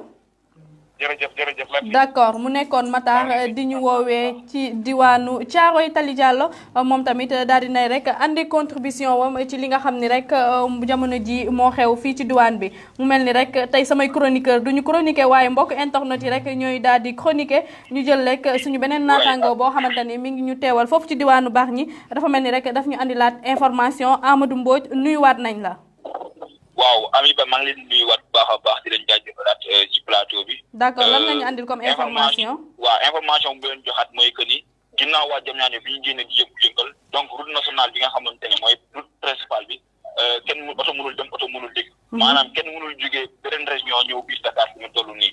parce que ñi doon marché Bargny sax dem nañ fekk ji waa jëm ñaajo nee nañ ñoom ñu ngi ñëwaat continuer seen marché biir Bargny mais li nga xamante ne dañ koy déplorer aussi mooy li nga xamante ne mooy mairie bu Bargny li nga xamante ne moom mooy géej desatu fa parce que dugg nañ saccagé mairie bi jël mairie bu Bargny daal di koy jaxate mairie bu Bargny lañ saccagé waaw mairie bu Bargny lañ saccagé waaw léegi manifestant yi ñoom dem nañ jëm ñaajo fekk ji leen foofu noonu pour may leen tuuti doole ne ñu ngi ñëwaat biir Bargny encore pour continuer seen i manifestation d'accord mu mel ni kon manifestation yi moom ñoom dañoo dem mais ñu ngi dikkaat waaw ñu ngi dikkaat j'espère que toppoo leen ba Bargny ba jëm ñaajo non. d'accord Amadou Mbodj mu mel ni sax soo amaatee xibaar rek mun nga jokkoowaat ak ñun le temps rek suñu émission di daal di jeex rek mbokk internet yi nii lañ koy defee saa su nekk rek yéen a ngi suivre émission càmbaru bis bi mu nekk émission boo xamante ni rek dañuy waxtaanee lépp lu jëm ci actualité mbirum Ousmane Sonko Adji Sarr nekk loo xamante ni wul na ñaay bu baax a baax ba jamono ji sax jur na ay coow yoo xamante ni kenn xamul fan la wàññanti di mujjee ak gëtam ku ci mel ni Samba Mballo moom mi ngi naan avec les dégâts nous sommes assurés de vivre 3 mois de galère et ça c'est inadmissible xam naa ne loolu rek damay bàyyi Amadou Ñing daal ci àddu rek mais Mouhamed Golo ko sànq fi nga tegoon sa loxo mën nga continuer parce que maa ngi lay laaj ñi nga xam ne ñoo di banque yi nga xam ne dañ leen saccagé mais tibb xaalis bi nga xam ne moo fa nekkoon daat koy yóbbu tey yow en tant que jeune lan nga ci xalaat waaw mu leer na ni ñooñu defuñu li nga xamante ni moo di manifestation mais dañuy profité aussi li nga xamante ni moo di situation bi ngir jël li nga xamante ni moo di moomeelu askan wi tey jii tamit mën nañ comprendre kon lan moo tax mu war a am répression contre ñi nga xamante ni moo di manifestation yi ndax bu fekkee ñoom yemuñu si li nga xamante ni moo di manifester seen colère mais dañuy sàcc ak jël loo xamante ni moo di alalu jàmbur ak saccagé li nga xamante ni moo di ay boutique sénégalais yi nga xamante ni dañuy daan seen doole donc loolu day nekk loo xamante ni weesu na li nga xamante ni moo di résistance weesu na li nga xamante ni moo di manifestation mais ñooñu dañuy li ñuy def banditisme la mais dañuy sàcc ak jël alalu jàmbur yoo xamante ni c'est des innocents yoo xamante ni dañoo mettre en place seeni boutique ngir daan seen doole loolu ñu ngi koy ñaawlu bu baax a baax a baax d'accord mu nekk loo xamante ni sax ñu ngi koy ñaawlu ndax bu ñëkkoon rek da nga daan gis li nga xam ne moo di entreprise française yi la ñuy daal di rek saccagé mais ku ci mel ni Cheikh Tidiane Mbaye mi ngi ñuy xamal foofu ci diwaanu Mermoz am na ñoo xamante ni dañuy ubbi ay boutique ay ñoo xamante ni dañuy jaay ordinateur wala lu ni mel mu mel ni rek jamono ji daal mbir mi wulli na ñaay bu baax a baax Amadou Ñing ki nga xam ne moo di Samba Mballo mi ngi àddu rek ci li nga xam ne moo di ëllëgu Sénégal ndax mi ngi naan soo moytul dinañ dund ñetti weeru galère ana lan nga ciy wax moom Mballo baal na sax moom mi ngi ñuy njëkk a xamal ni banque atlantique bi nekk fële ca Mbaaw sax moom it dañ kaa songoon tegal foofu sa loxo mu mel ni rek suñu naataangoo Fadiga duggaat na ci ligne bi di fàttali rek moom moo teewal Thiaroye Info ci diwaanu Parcelles Assainies Fadiga renuyuwaat nañ la waa soxna Ami maa ngi leen di fayaat gis nga maa ngi nii di doxantu fii si Parcelles Assainies donc jóge naa benn fële sa police ba ñëwaat ba marché Dior yéen a koy dégg man leen wax fi daal calme bi ñëwaat nañ ñi sax nooy lalaat di jaay circulation bi fluide na oto yaa ngi dem ak dellu si ñi fees dellu nit ñi ñaay jënd di jaay cela veut dire que calme bi actuellement fii si banlieue daal jàmm dellu si waat na daal fii si doolu Parcelles Assainies d'accord Fadiga loo yaakaar ni moom moo indiwaat jàmm jooju xam naa nag ñi actuellement nii jeunes yëpp demee fële si ville ba xam naa nag moo tax ñi ni ñemewaat génn parce que jeunesse bi yëpp tey jii nooyu ville d'ailleurs sax moo wax leen am na benn agent GIGN boo xam ne loxo bi daa dagg waaw ñu ngi koy xamal léegi ci ay xibaar waaw mais fii daal actuellement daal moom mi wax daal jàmm bi daal dellu si waat na fii si diwaanu Parcelles Assainies d'accord Fadiga ma naan ko Fadiga d'accord amaana rek balaa émission bi di jeex rek soo amaatee leneen ci ay xibaar mun nga ñoo làmbaat ma jëlaat kenn rek koo xamante ni sànq ba tey mi ngi insister pour bëgg a dugg salaamaaleykum rahmatullah waaleykum salaam mbokk bi nuyu naa la noo tudd ak fan ngay wootee waaw maa ngi di fay man la Nungu dëkk Thiaroye d'accord Nungu ziar nañ la dalal ak jàmm ci Thiaroye Info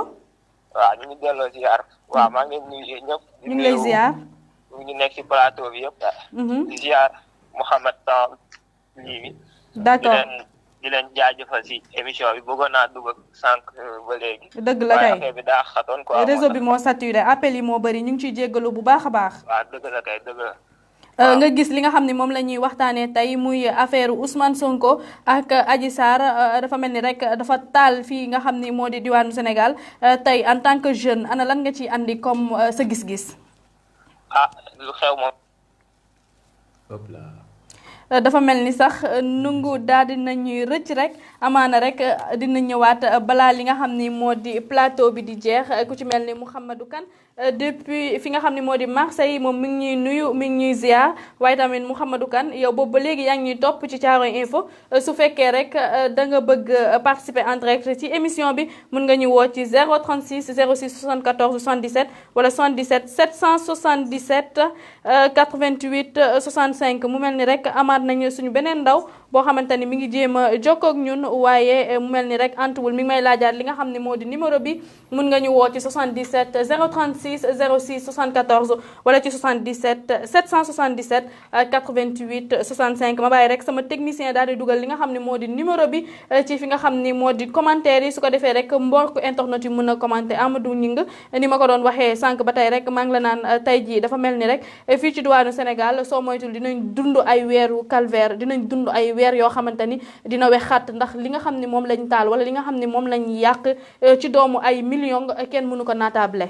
kenn mënu ko naatable loolu moom mën nañ kaa xaarandi waaye nañu ñaan borom bi subhanahu wa taala loolee bañ a am te li koy tax a bañ a am nag moom mooy tey Mama Sow wax na ko sunu yaay jooju waaye it sunu DG wax na ko na njiitu réew Sénégal génn addu ci mbir mi la rek coow li fay yaakaar naa tey loolu la parce que bu jëmee ba ci kanam sànq ñu ngi for ci ay information yi nga xamante ne ñenn ci ay homme politique nekk tamit ñu influent ñu ngi wax que ni fi mu toll réclamé tuñu sax à ce que ñu libéré Sonko mais li ñuy réclamé moom mooy ki nga xamante ni moo di njiitum réew mu teggi tànkam ci li nga xamante ni moo di réewum Sénégal bi maanaam mu démissionné tey jii nag bu teelul génn wax buy wax dina fekk bay wëy mbuus bi maanaam dina fekk sénégalais yi amaat beneen esprit seen bopp parce que tey si suba rek man ak Mouhamed ñu ngi waxtaan ci li nga xamante ni moo di mu mel ni rek da ngay teg foofu sa loxo am naa ku may woo diwaanu bitim réew waaye dafa mel ni rek dafa daal di rek daggaat. Amadou li may wax sànq man ak Mouhamed sànq ñu ngi waxtaan ci coulisses yi mu may xamal que ni naan am na benn mag bu ne ko sénégalais yi fi mu toll li ñuy dematee nii nekkatul seen esprit ñoom nekkatul esprit sénégalais. parce que bu njëkkoon yi yu ni mel si sous région bi lañ ko daan gis. bu ñu demee nag ba sénégalais tey jii taxaw di jàmmaanloog ay alkaati. kon ça veut dire que mbir mi àgg na feneen bu njëkkoon bu ñu daan gis sax ñuy jàmmaarloog ay alkaati civil yi ñoo daan gaañu mais léegi bu ñu demee nag ba sénégalais yi di gaañ civil yi di rey civil yi di xëcc autant pour moi di jàpp alkaati yi di leen gaañ di leen xëcc ba di leen bëgg a taal ñenn ñu bokk si ñoom ñu leen di jël di tuur ay essence kon ça veut dire que mbir maa ngi bëgg jéggi dayoo léegi nag bala moo jéggi dayoo ni ñuy gis muy raam di jëm ci ñag ba da nga koy teel a kar bala moo jëm ci ñag ba sànq rek am na ku naan tamit fële ci banque yéen a ngi doon wax ci banque Atlantique yi moom mun xamal ni bi nekk mbaaw tamit laale nañ ko boobu la sax je crois benn bi la moom si jëm boppam moom moo ne fii ak 3 mois peut-être dinañ dund galère mais yaakaar naa ne loolu démb Cheikh Ahmadou Bamba ba mu duggee mi ngi koy wax ne parfois am na yenn communication yi nga xamante ni xëy na parfois mën naa indi lii ñun daal li ñuy ñaan Sénégal di ko ñaan sunu njiitub réew moom mooy mu génn àddu si coow lii fi mu toll mu àddu si sénégalais yi jàpp nañ ni mi ngi ci mu ñàkk see àddu sénégalais yi jàpp nañ mi ngi ci du nag noppeem bi moo tax ñu naan non Macky Sall laalewu ci na génn wax tempérer mbir yi kii nga xamante ni tamit moom moo war a dem ci yoon comprendre nga li muy ñaan te muy ay droit wam di ko demander ñu koy jox sénégalais yi seen xel mën a dal ci loolu bu dul loolu tamit coow li nii lay continuer te li ci nar a ñaaw wala li ci ñaaw sax ba pare moom mooy ñi nga xamante ni dañ ciy profito ngir régler seeni ay propre compte gis nañ ñuy dugg ci ay boutique di dajji di yóbbu ay bagage kooku tey demander justice nekkul mu mel ni rek Amadou Gningue da ngay teg foofu sa loxo keneen koo xamante ni rek mi ngi jokkoo ak ñun salaamaaleykum wa rahmatulah sëñ bi nuyu naa la noo tudd ak fooy wootee. waaw asalaamaaleykum wa rahmatulah. man la Mouhamadou Dam doomu Thiaroye. maa ngi rafetlu seen émission bi franchement contentement la mbégte bu rëy man chaque jour des fois sax bu ma amee empêchement suivre émission bi daf may métti. des fois sax damay adressé benn message sama frère Golo ko ne ko franchement je suis désolé. d'accord Mouhamed nga nekk doomu Thiaroye waaye tamit di ñu woowee foofu ci diwaanu Marseille. mu mel ni rek li nga xam ni moo di situation jamono ji bi nga xam ni mi ngi am diwaanu Sénégal ump la benn yoon.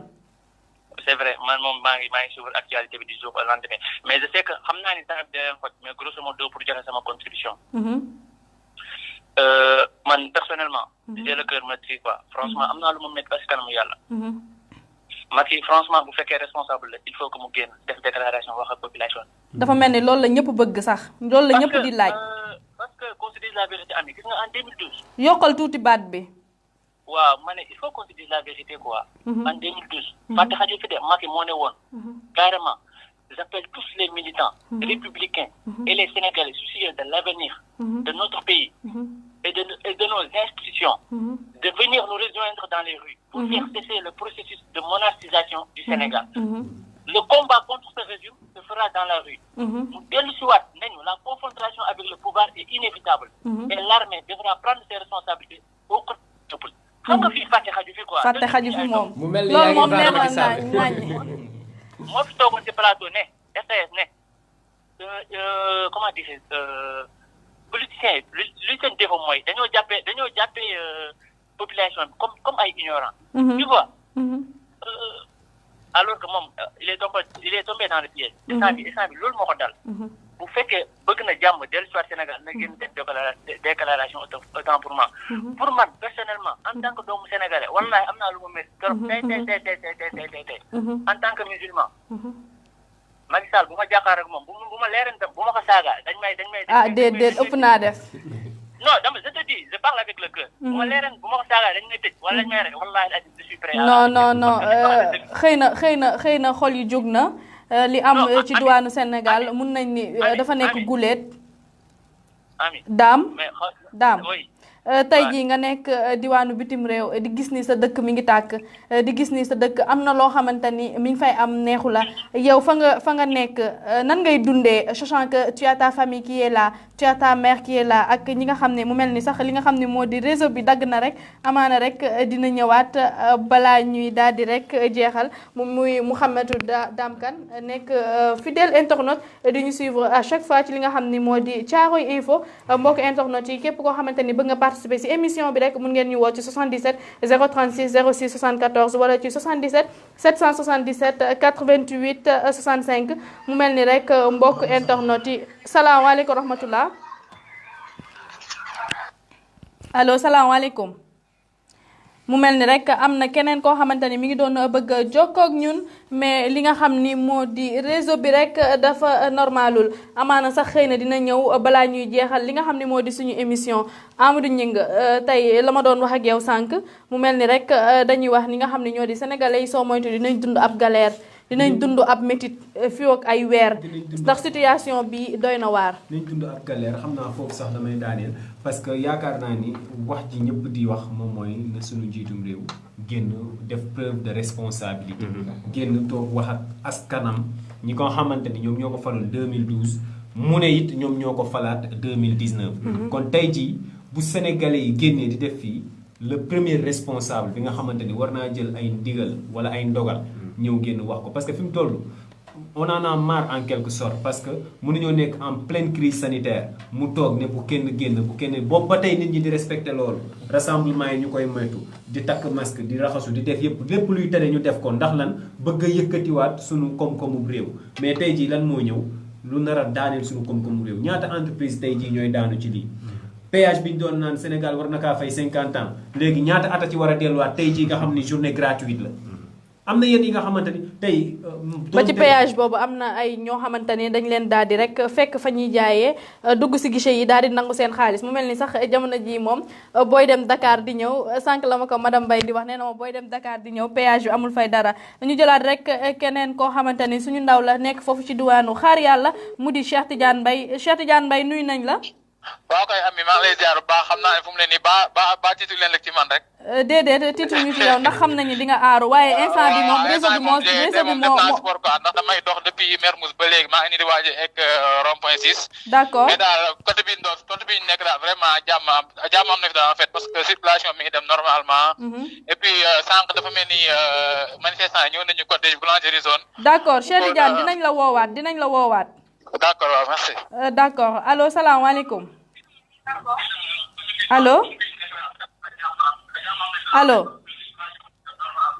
allo salaamaaleykum wa rahmatullah. mu mel ni rek danga ñuy bañ a dégloo ci fi nga xam ni moo di internet bi rek nga dégloo ñu ci téléphone bi ndax déggante bi mën a neex dafa mel ni Mouhamadou Dame Kane yow yaa ñëwaat. waaw coupé naa son bi quoi ci ordinateur. d'accord. waaw léegi sax il paraît que vous m'avez pas bien compris ba ma doon wax naan que ni Macky Sall bu ma jàkkaarloo moom sa amaana am naa sañ-sañ saaga ko loolu c'était juste pour te montrer que par exemple mécontentement bi ma am envers sa personne. yaa ngi dégg. xam nga tey par exemple comme ki toog si sa gauche nu mu tudd. l'autre benn journaliste bu mag bi rek. Amadou Gningue. le grand présentateur quoi moom mooy borom càmbaru bis bi. voilà je le reconnais bien tur bi moom échappé woon rek. désolé xam nga léegi par exemple on peut dire que par exemple xam nga tey moom il a mis en place un couvre-feu qui nous prive de toutes nos activités nocturnes au Sénégal malgré que je ne suis pas au Sénégal. mais yaa ngi koy sentir. maa ngi koy sentir à travers ñi may waxtaane par exemple les OSAN qui nous font perdre nos marchés locaux indispensables pour nos parents yaa ngi dégg nos frères et sœurs le terre qui nous a coûté des milliards et qui ne sert à rien. xam nga ami bu ñu naxante. Macky Sall normalement nekkul di ligne d'autant plus moom il a eu l'honneur et la mémoire des personnes qui ont perdu leur vie en 2011. Macky Sall du góor. Macky Sall du góor tey du góor suba. ñun ku ñu waxoon ne tey Macky Sall gis nga macha allah Serigne Habib Sy wax na ko barki dem ci Walfadjri bu ko leeroon ni nii lay téye suñu réew kenn du ko jox suñu réew. moment bi nag bu fekkee naa la wax gis nga population sénégalaise yi ma gis wallaahi la di nii ma gis jeunes yi ma gis ci rue bi nii billaahi wallaahi bu amoon leneen lu gën a fort ak dund sa laa la wax pare nañ pour joxe ko pour rétablir l'ordre public au Sénégal. d'accord mu mel ni rek jamono ji moom fii ci diwaanu Sénégal ñëpp dañoo mer waaye tamit li nga xam ni moo di xol yi tàng na une dernière question rek Dame Kane yow nga nekk ba bitim réew gis sa dëkk mi ngi tàkk tey jii est-ce que fa nga nekk yaa ngi am dund goo xamante ni gu mucc ayib la est-ce que yow yaa ngi am jàmm intérieurement. mais franchement nii pour te dire vrai nii préparation examen laa nekk mais je suis totalement bouleversé bouleversé. Et je suis dans la rue. wallahi la di j'ai pas l'esprit tranquille j'ai le cœur métti am xol métti na. am na lu mu métti ba si kanamu yàlla wallahi la di ñun nag instant bii nii malgré am na benn marche bu ñuy préparé demee incha allah. yéen foofu noonu ci diwaanu Marseille. waaw marche pacifique moo fi am dox ñaxtu. def li ngay def après ça va quoi mais damay xaar ñu confirmer que ni. d'accord mu mel ni rek réseau bi daggaat na mu nekk doomu Caaroy waaye jamono ji mag ñuy woowee ci diwaanu Marseille mu di Mouhamadou Dame Kane ci ay xibaar sax mi ngi naan suba ñoom dañuy organiser marche pacifique foofu ci diwaanu Marseille amaana rek bu ci kanamee dinañ jokkoowaat ak moom ngir mën fa am ci ay xibaar ci marche bi nga xam ni war nañ ko amal démb Amadou ñi ngi ma bàyyi la nga yeggali. dañu koy jaajëfal ku ko dégg tey ji muy wax mu xam ni. xol bi jeex na Sénégalais tey xolam jeex na. ak foo mënti faree ci wàllum politique parce que dama yaakaar ni nit ki bu dee réewam moo ko ñor mu nekk parti au pouvoir mu nekk opposition fépp fu mu nekk bu gisee ay doomi sénégalais ay mbokkam parce que sànq am na ko dugg wax ko ñëpp ay mbokk lañ Sénégal am na ko dugg wax ko léegi loolu bu amee rek kii waxati nekkatul le partisan wala le militant moom mooy wax quoi mais c'est le sénégalais qui parlait tantôt di ko jaajëfal nag bu baax a baax moom daam parce que tey ji ko dégg mu xam ne ku responsable la mais li ma am rek li ma koy wax mooy nag concentré waat ci ay études am concentré wu préparé waat ay examen te xam ne lii peut-être benn affaire buy jàll incha allah yaakaar nañ ni njiitum réewum Sénégal dina génn wax ak nit ñi tempérer li nga xamante ni moom moo di situation réew mi jamono ji ñu toog. d'accord dina mel ni sax loolu nekk na loo xamante ni moom la ñëpp di sàkku ki nga xam ne moo di njiitu réew mi daal di génn rek waxtaan ak askanam génn rek waxtaan ak ñi nga xam ne ñoo di sénégalais yi mu mel ni rek mbokk internet yi ñi ngi jéggalu bu baax a baax ci ñi nga xam ne dañoo bëgg a dugg te mënuñu dugg mu mel ni rek jamono ji réseau bi dafa saturé rek amaana rek boo leen taaxirlee tuuti ngeen woote waat di ngeen mën a dugg je rappelle que képp koo xamante ni bëgg ngeen ñu jot ci li nga xam ne moo di émission bi ngeen participer en direct waaye tamit joxe seen contribution mun ngeen ñu woo ci 77 036 06 74 wala ci 77 888 65 77 777 88 65 77 765 88 65 mu mel ni numéro boobu amagul moom candidat. mbokk internet yëpp mi ngi jàllale message bu am solo. d'accord mi ngi naan mooy suñu DG cant ak ngërëm ñeel na ko mi ngi naan je suis très content à l'instant où je vous parle les policiers et les manifestants fument le Le calumet de la paix ici à Dakar c'est vraiment une belle image monsieur le DG soo ñu mënee baaxee loolu ci ay image rek nga envoyé ñu ko si li nga xam ne moo di WhatsApp ñu daat koy gis rek daat koy baaxee suñu mbokk internet yi keneen koo xamante ne mi ngi participé mu di Mouhamed Damkan mi ngi naan je parlais avec le cœur j'en suis vraiment désolé ñëpp instant bi képp koo xamante ni doomu sénégalais nga xol bu tàng ngay waxee mais tamit rawatina ñi nga xam ne nekk ñu fi Sénégal nekk ba diwaanu bitim réew ci noonu rek ma daal di defar rek benn tour de table Omar Gueye mu mel ni tey moom li nga wax bëriwul mbokk internet yi moom tey ñoo moom lii tey moom nangu nañ carte mais nag seen mbir la seen mbir la noonu la daal noonu la mën a def d'accord mu mel ni rek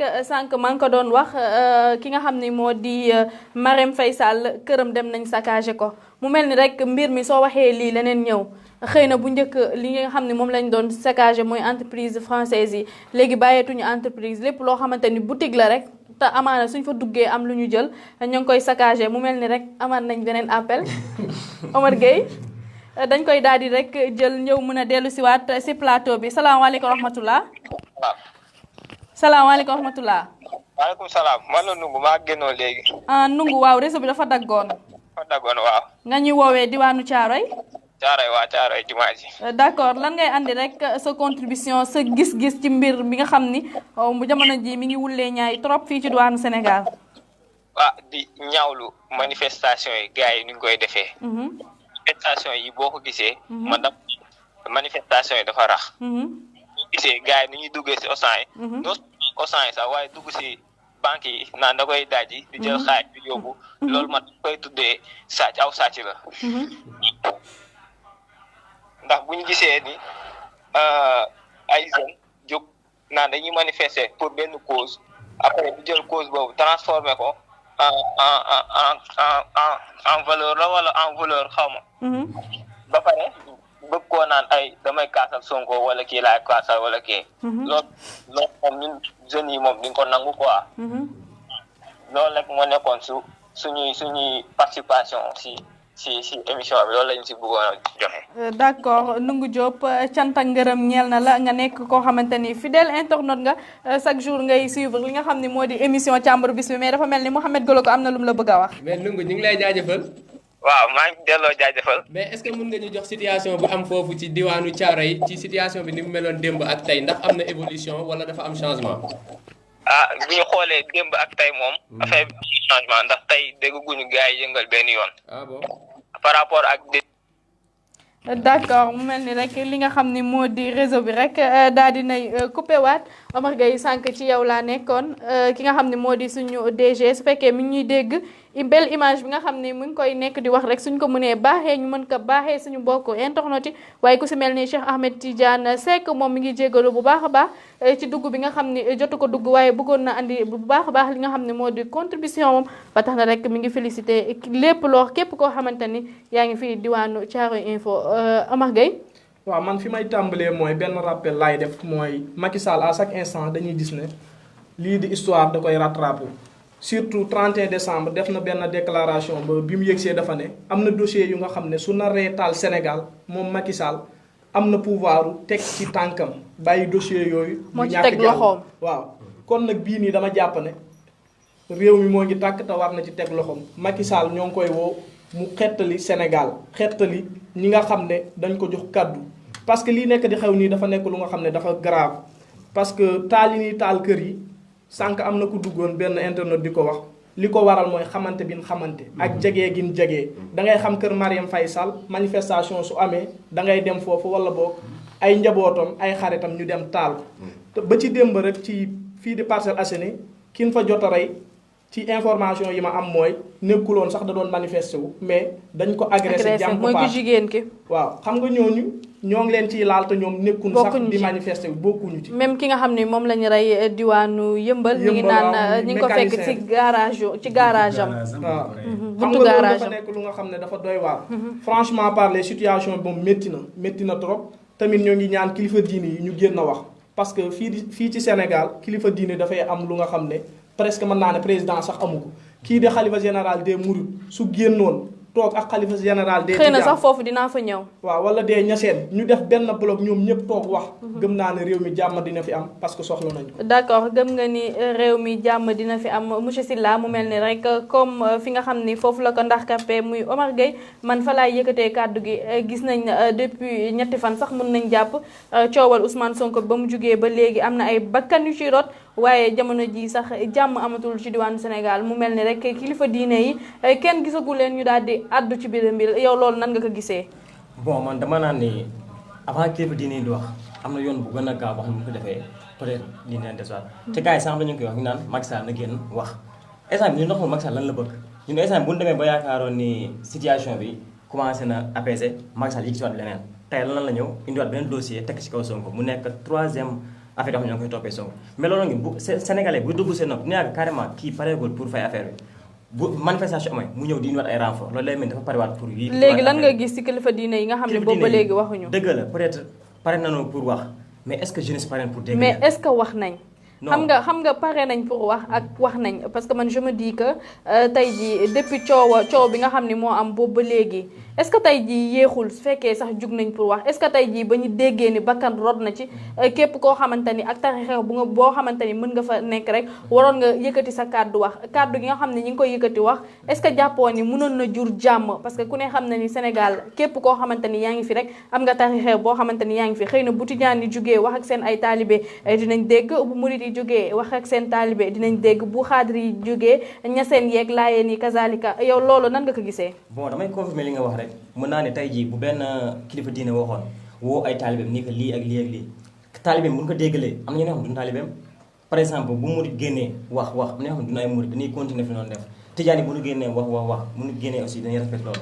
je me dis que avant kilifa diine di wax na Macky Sall moom mi ndey njëli bi génn wax ba pare. d'accord pour ñu mën a apaiser la situation. d'accord parce que duñu lépp nag ñuy jël di ko teg si ay kilifa diine. pour ñu mën a apaiser li nga xam ne moo di situation bi mu mel ni rek li ñu cëralee woon ci ay waxtu jeex na waaye laataa loolu rek damay def benn tour de table rek ku nekk joxe ci say xalaat nu mu gën a gàttee waaye rek ma ñëwaat ci nga xam ne moo di mbokk internet yi ku ci mel ni Cheikh Tidiane Mbaye mi ngi naan le carme revient à xaar yàlla Mouhamadou Kane moom mi ngi commenté waat naan cette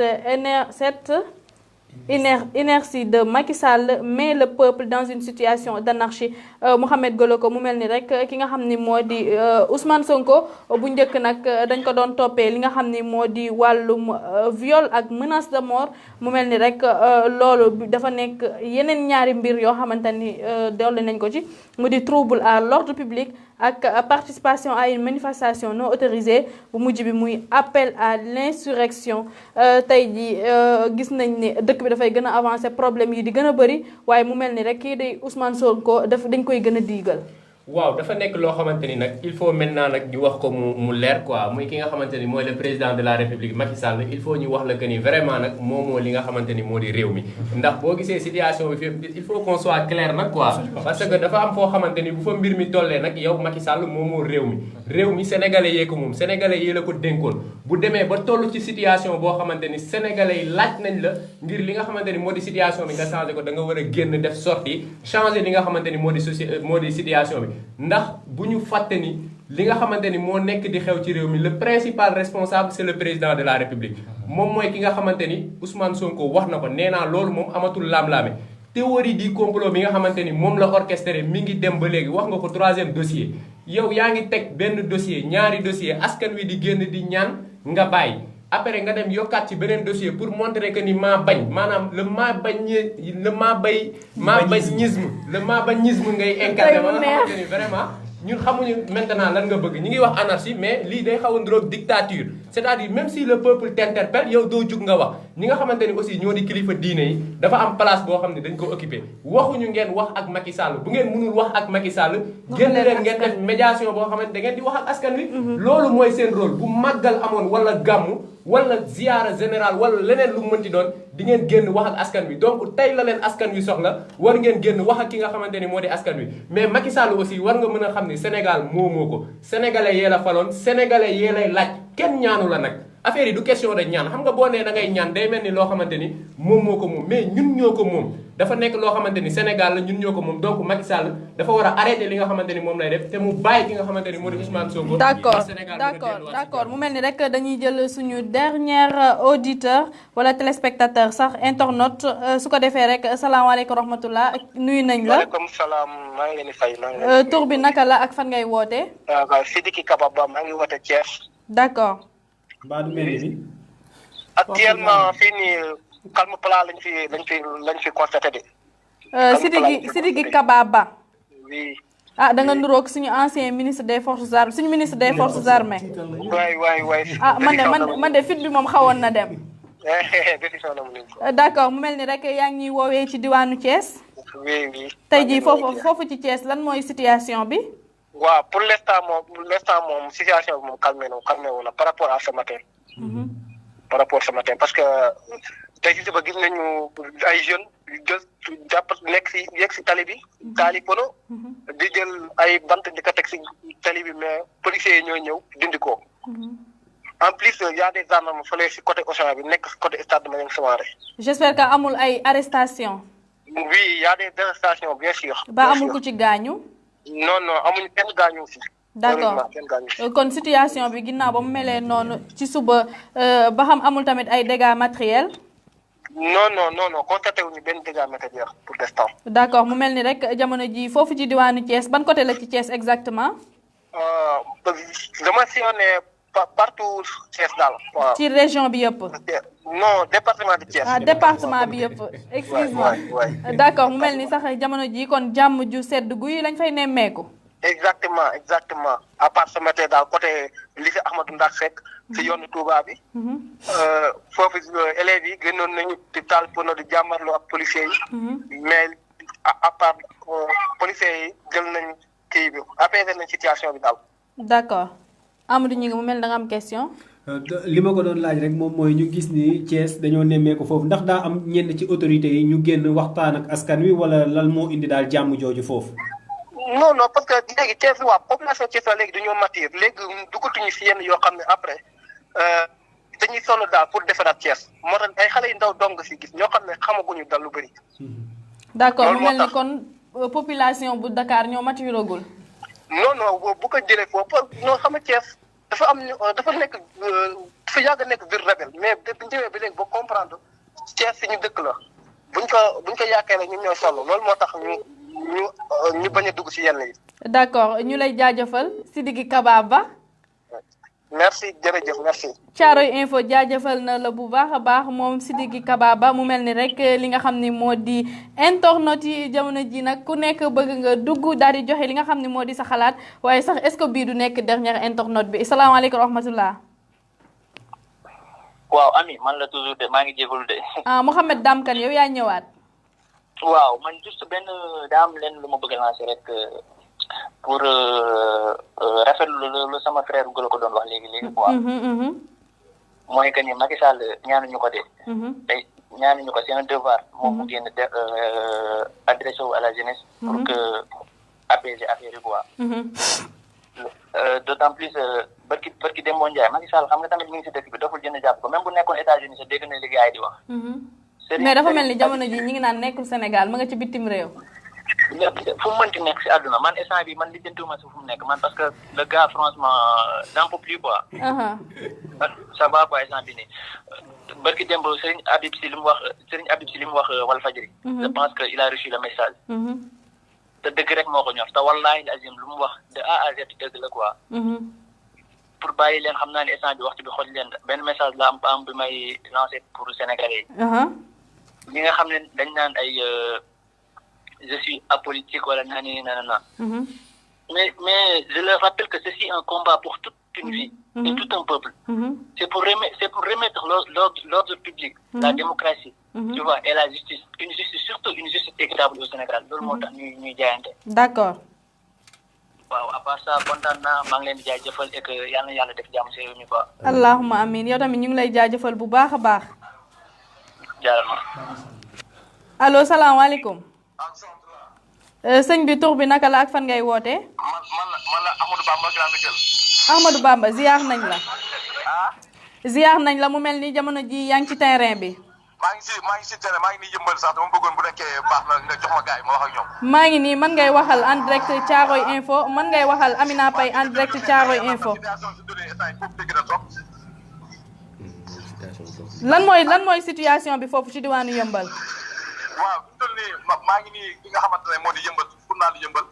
mais noo ko xamee mooy situation bi compliqué na trop ndaxte fi mu toll nii maanaam dañoo coupé du reste du Sénégal parce que fi mu toll nii oto demul oto dikkul maanaam ñu si gën a doy waar sax mooy gis ñu benn takk der boo xamante ne war ngaa mën a taxaw di gérer ordre bi parce que yenn sax soo xoolee ay Colobane wala yenn gox-goxaat da ngay gis ne takk der sax au moins ñoom ñu ngi taxaw di jéem a lijjanti situation bi mais fii yëmbal fii lu tax mu grave mooy fii amul benn takk der instant bi bu war a mën a taxaw gérer situation bi amul benn takk der. kon daal loolu moo si gën a grave parce que suba aussi man dem naa ba si police bi mais police yëmbal dañu ko saccagé policiers yi aussi dañoo mel ne dañoo dellu ginnaaw parce que maanaam instant yi anarchie moo fay reñee te sax fi toll nii xam nga si biir manifestant sax kenn du xam ba xam manifestant lañ ko du ay manifestant parce que dafa jaxasoo ak ay vandalisme mooy maanaam ñoo xamante ne ñi li ñuy def ñu ngi yor seen i gourdin ñu ngi yor seen i yet ñu ngi yor seen i molde fu ñu ko mën a agressé ko donc message bi mooy fu mu toll nii que ku nekk jéem a xool say matuwaay nga xaw a nekk seen kër bañ a génn wala nga xool noonu parce que fi toll nii mbir mi jaxasoo na donc situation bi ba tax na sax ba ci transport bi sax maam léegi ñi nga xamante ne dem beeg dikk bi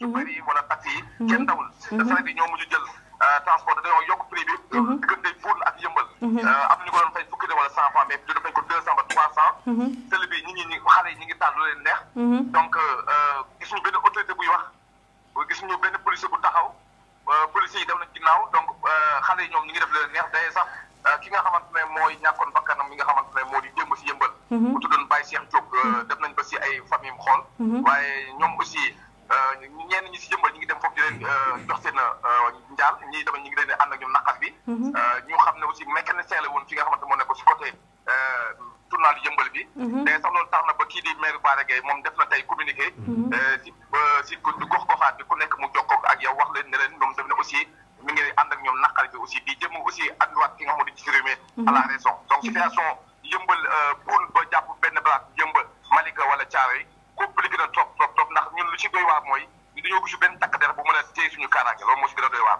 d'accord mu mel ni rek Mouhamed Goloko waaw maa ngi lay ziar bu baax. waaw ñu ngi ziar. man la Goloko.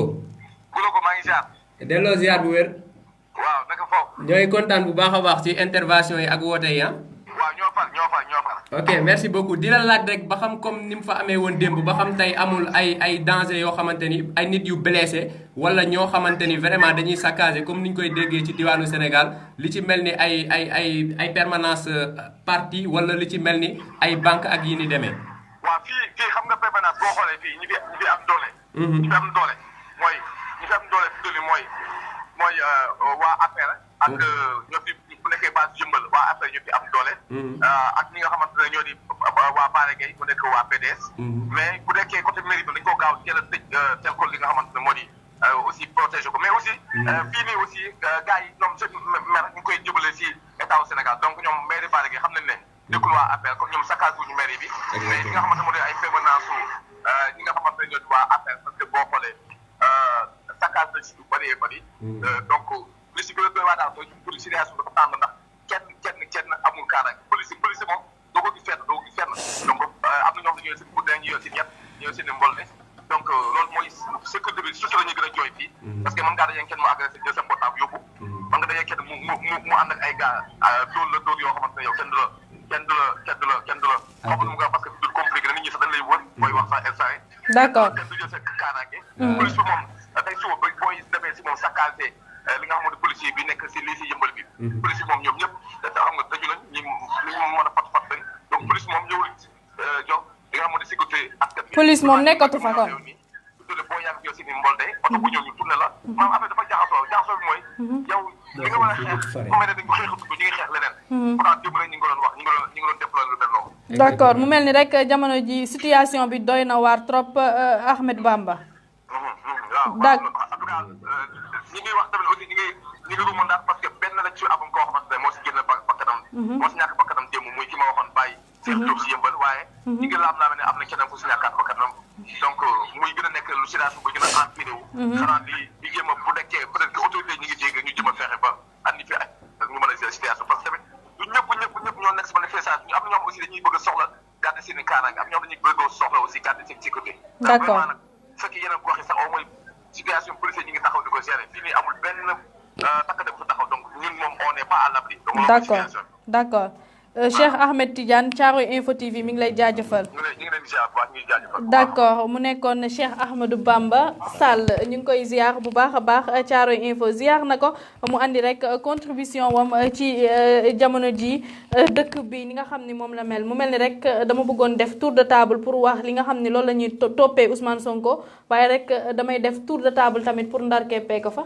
yow moom xas nga joxe sa li nga xam ne moo di sa xalaat. waaw su ko defee nga tàggatoo ak mbokk internet li ma waxoon sànq rek xam naa di jaar noonu tàggatoo ñi nga xamante ni di lancer appel rek ñaari force yooyu noonu muy ñi nga xamante ni ki nga xamante mais sax leneen si ay xibaar dafa mel ni am na ab ndaw boo xamante ne dañ ni jamono ji fi ci diwaanu Centenaire dafa mel ni dafa recevoir rek benn balle blanche. waaw am na ñuy wax dee na am na ñuy wax deewul même comme amaguñ ci ay information yoo xamante ni yu wóor la kon mënaguñ cee avancer. mais li am ba des mooy ki nga xamante ni moo di président Macky Sall yow la fi yàlla teg yow yaay président de la République.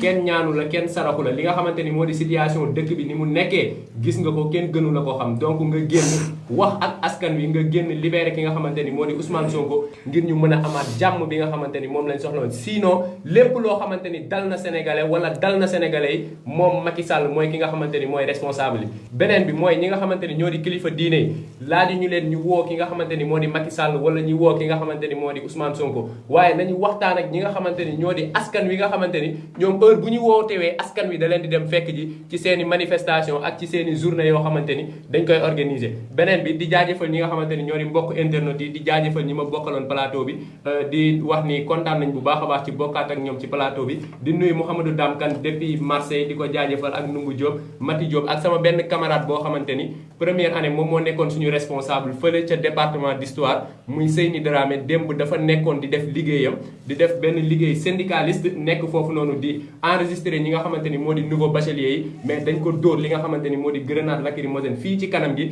ba bakkan baa ngi noonu neewi maa ngi koy masaw bu baax a baax di wane ni loolu day wane ni rek situation bi fu mu toll di ko masaw bu baax a baax di jox internet yi dig daje lundi ak jàmm ci beneen plateau càmbar bëgg xanaa ñu def damay ragal suba mu am plateau spécial su Macky Sall deful recul d'accord mu mel ni sax cant ak gërëm ñeel na ko moom Mouhamed Goloko waaye tamit di masaw bu baax a baax confrère am boobu xama collègue am di Seyni Dramé moom mi nga xam ni dañ ko dóor lacrymogène ci bakkan na nga moytu rek non man moom maa ngi fii laay dénoncé sama injustice fii laa koy dénoncé moytul génn rek nervi yi xaar la ci biti nervi dégg naa ñu ngi ci biti nag cant ak ngërëm ñeel na ko moom Mouhamed Goloko nekk chroniqueur fii ci Thiaroye Info TV ci noonu rek Amadou ñi nga ma bàyyi la nga tàggatoo mais ci loolu rek mën nga defal ma rek af cof rek ci li nga xam ni moo di ñetti cas yi nga xam ni moom la ñuy toppee Ousmane Sonko.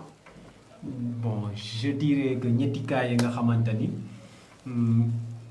c'est dû à une provocation d'abord parce que nit ki boo nekkoon dañ laa topp ci lenn muy tooñ sàkku doomu jàmbur ci nu mu ko neexeewul ba pare nekkoon nag jiñ ko dinaa la rey muy menace de mort léegi loolu am na au début ñu déggoo ñu ne problème mu ñaari citoyen la ñu toog ñu dégg ñu ne lii affaire nguur yoonam nekku ci mais li bizarre li paradoxal moom moo di kii ne dañ kaa sàkku ci nu mu ko neexeewul ñenn rek a koy défendre muy nguur ci boppam moo koy certes nag léeg-léeg am na fuy coow di toll nguur jëlal la avocat mais li si jaaxal ñëpp moom mooy ay militant nguur ñooy génn di défendre ba pare ñoom nee nañ seen yoon nekku ci problème bu ñaari citoyen la beneen bi nekk ba ñu demee ba ci biir loolu lépp ci ay convocation yi ñu ko amal ak yeneen si la ñu génnee yeneen dossier te yaakaar naa ne loolu ca njëlbeen toogoon naa fii càmbaru bis bi wax ko fi ne Ousmane Sonko de dinañ lever immunité parlementaire am rien que pour toppaat ko yeneen xëy na sax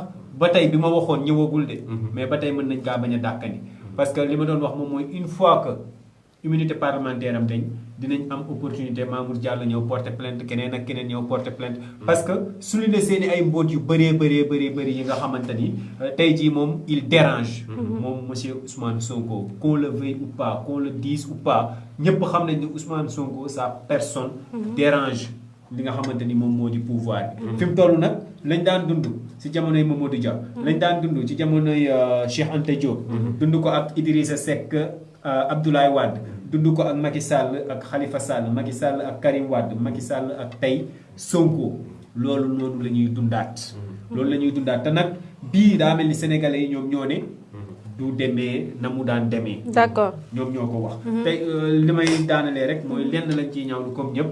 moom mooy yenn mbir ya nga xamante ni bokk ci ba tax tey sax am ñu si ñàkk seen bakkan ku mel ni ndaw su jigéen soo suñu agressé ba rey ko. ak ñëpp ñi nga xamante ne ñàkk nañ ci seen bakkan. ñu leen di jaale seen i famille. di leen ñaanal aussi suuf sedd seen kaw. woyof seen kaw. beneen bi may wax rek moom mooy Mouhamadou Kane mi ngi naan moom au moins sax. le fait que mu wootee joxe point de vue am joxe contribution am loolu tax na mu apaiser lenn la nga xamante ni mi ngi woon ci xolam.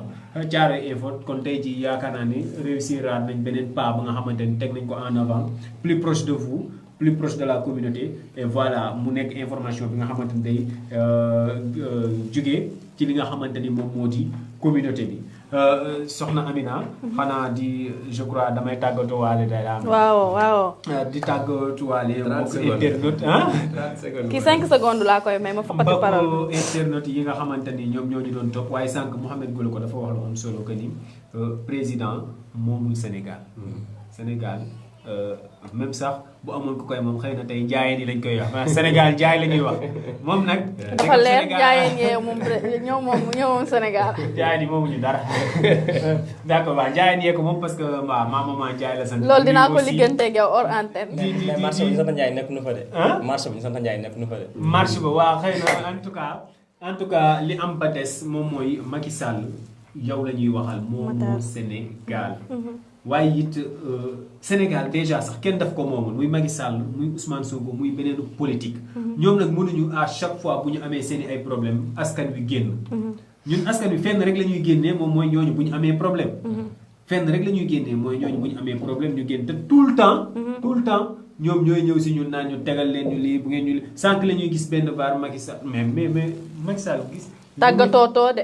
non ça veut dire que li nekk ci dëkk bi yépp dañ ko dul mën a wax. mais d'accord puisque yaa ngi naan ma tàggatoo ma tàggatoo. d'accord ñi nga xamante ni moo di Cheikh Ahmed Tidiane Mbaye. Cheikh Ahmed Tidiane Seck Mouhamadou Kane ñoom Mati Diop ak ñëpp ñi fidèle internautes yi nga xamante ni ñoo di topp Thiaroye Info yëpp ñu ngi leen di jaajëfal bu baax. mais man tey Mati Diop dama ko sentirul fenn.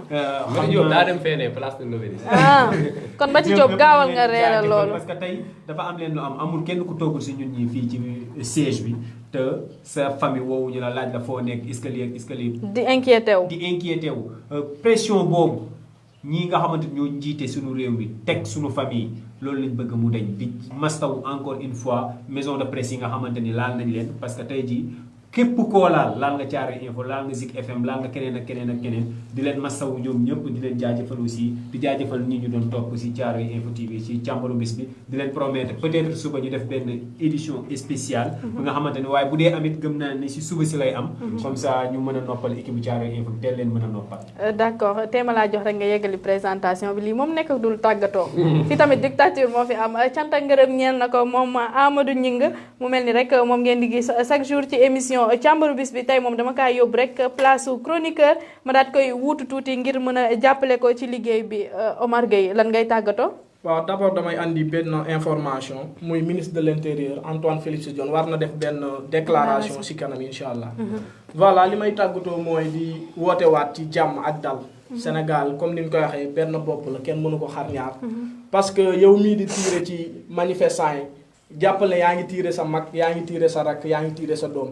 waaye tamit ñii di manifester wu nan jàpp ni policier bi ñu bëgg a dóor wala ñu bëgg ko rey seen mag la seen nijaay la seen papa la kon dañoo war a ñëwaat à la normale ñu xaw a xool nu ñuy def ba canaliser affaire yi ba jàmm mën a dellu si waat ci Sénégal. comme ni ko ñëpp waxee rek affaire bi métti na trop te li ko war a mën a régler jàpp naa ne du lenn lu dul ñu libérer Ousmane Sonko. parce que am na ay victimes yu nga xam ne ñoo ngi ciy commencé sonn te laaliwuñ ci mbir mi amuñ ci benn problème. d'accord donc li may ñaan rek. di ko ñaan Sénégalais yëpp mooy. ñu ànd ak dal. d'accord histoire bi nag métti na xamul ndax Ousmane Sonko moo tooñ wala Adji Sarr lañ tooñ. d'accord mais nu mu ci mën a demee rek ñu bàyyi justice mu def loolu. d'accord mu mel ni rek li ñu cëralee ci ay waxtu jeex na Amadou Gningue je te permets pas nga waxaat nangu naa sa kàddu Sylla rek tàggatoo en espace de 30 secondes. waaw maa ngi leen di jaajëfal di am contentement bokk ak yéen plateau bi di leen jaajëfal képp ku nga xam ne toogoon nga. xëy na tey affaire yi yaatuwul parce que ñi nga xam ne ñoo di internautes yi ñoo doon dugg mais amaana rek dinañ la invité beneen plateau waat di leen jaajëfal di am contentement bu rëy bokk ak yéen plateau bi. d'accord tàggatoo nii lay mel cant ak ngërëm ñeer na ko moom Silla waaye aussi di nuyu ki nga xam ne moo di Omar Gueye ak sama chroniqueur yi nga xam ne moom la ñu bokkaloon plateau mu mel ni rek nii lañ koy defee saa su ne càmbaru bis bi di am du lundi au vendredi si kanam tuuti nag di ngeen am seen émission càmbaru bis bi ci fi nga xam ni mooy suñu chaîne YouTube amaana rek dañuy remercier rek ñi nga xam ni moom participer woon nañ ci émission bi ku ci mel ni Abdou Salam Mbaye Samba Mballo waaye Maman Fatou Sow ak ki nga xam ni moo di Dame Kane Nungu Diop Cheikh Tidiane Mbaye Mouhamadou Fadiga moom sax moo ñu teewaloon foofu ci diwaanu Parcelles Assainies Cheikh Tidiane Mbaye moom moo ñu teewaloon ci diwaanu Xaar Yàlla ak Mermoz ki nga xam ni moo di Amadou Mbodj moom moo ñu teewaloon ci diwaanu Bargny ki nga xam ni moo di Ahmadou Bamba Sall moom wax nañu li nga xam ni moo di situation bi foofu ci Yëmbal waaye ku ci mel ni Matar Ngom ñu ngi koy jaajëfal bu baax a baax Nungu Diop moom tamit cant ak ngërëm ñeel na ko mbokk internet yi mu mel ni rek nii lañ koy defee saa su ne seen émission càmbar bis bi dig daje rek semaine prochaine incha allah waaye mun na am rek suba li nga xam ni moo di Thiaroye matin rek mën na ñëwaat ci suba si mais su boobaa édition spéciale lañ koy def mën a permettre rek ñi nga xam ne ñooy suñu mbokk internet yi ñu mën a waxtaan ak ñoom ci li nga xam ne jamono ji moo xew ci dëkk bi. selon ñi nga xamante ni ñoo di waa Walf FM. ñu ne fi nga xamante ni moo di diwaanu Bignona am na ay balles réelles yi nga xamante ni ñu ngi koy tirer foofu ñi koy tirer nag ñooy les forces de l'ordre te am na si loo xamante ni moo di 3 blessés graves yi nga xamante ni jot nañ ko see noté. d'accord mu nekk loo xamante ni doy na waax. ci loolu sànq Omar Gueye mi ngi ñuy jox information que ni ministre. Félicie Diome day wax si kanam de l'intérieur. Macky Sall lañ bëgg mu wax. ñun wax Macky Sall lañ bëgg mu wax.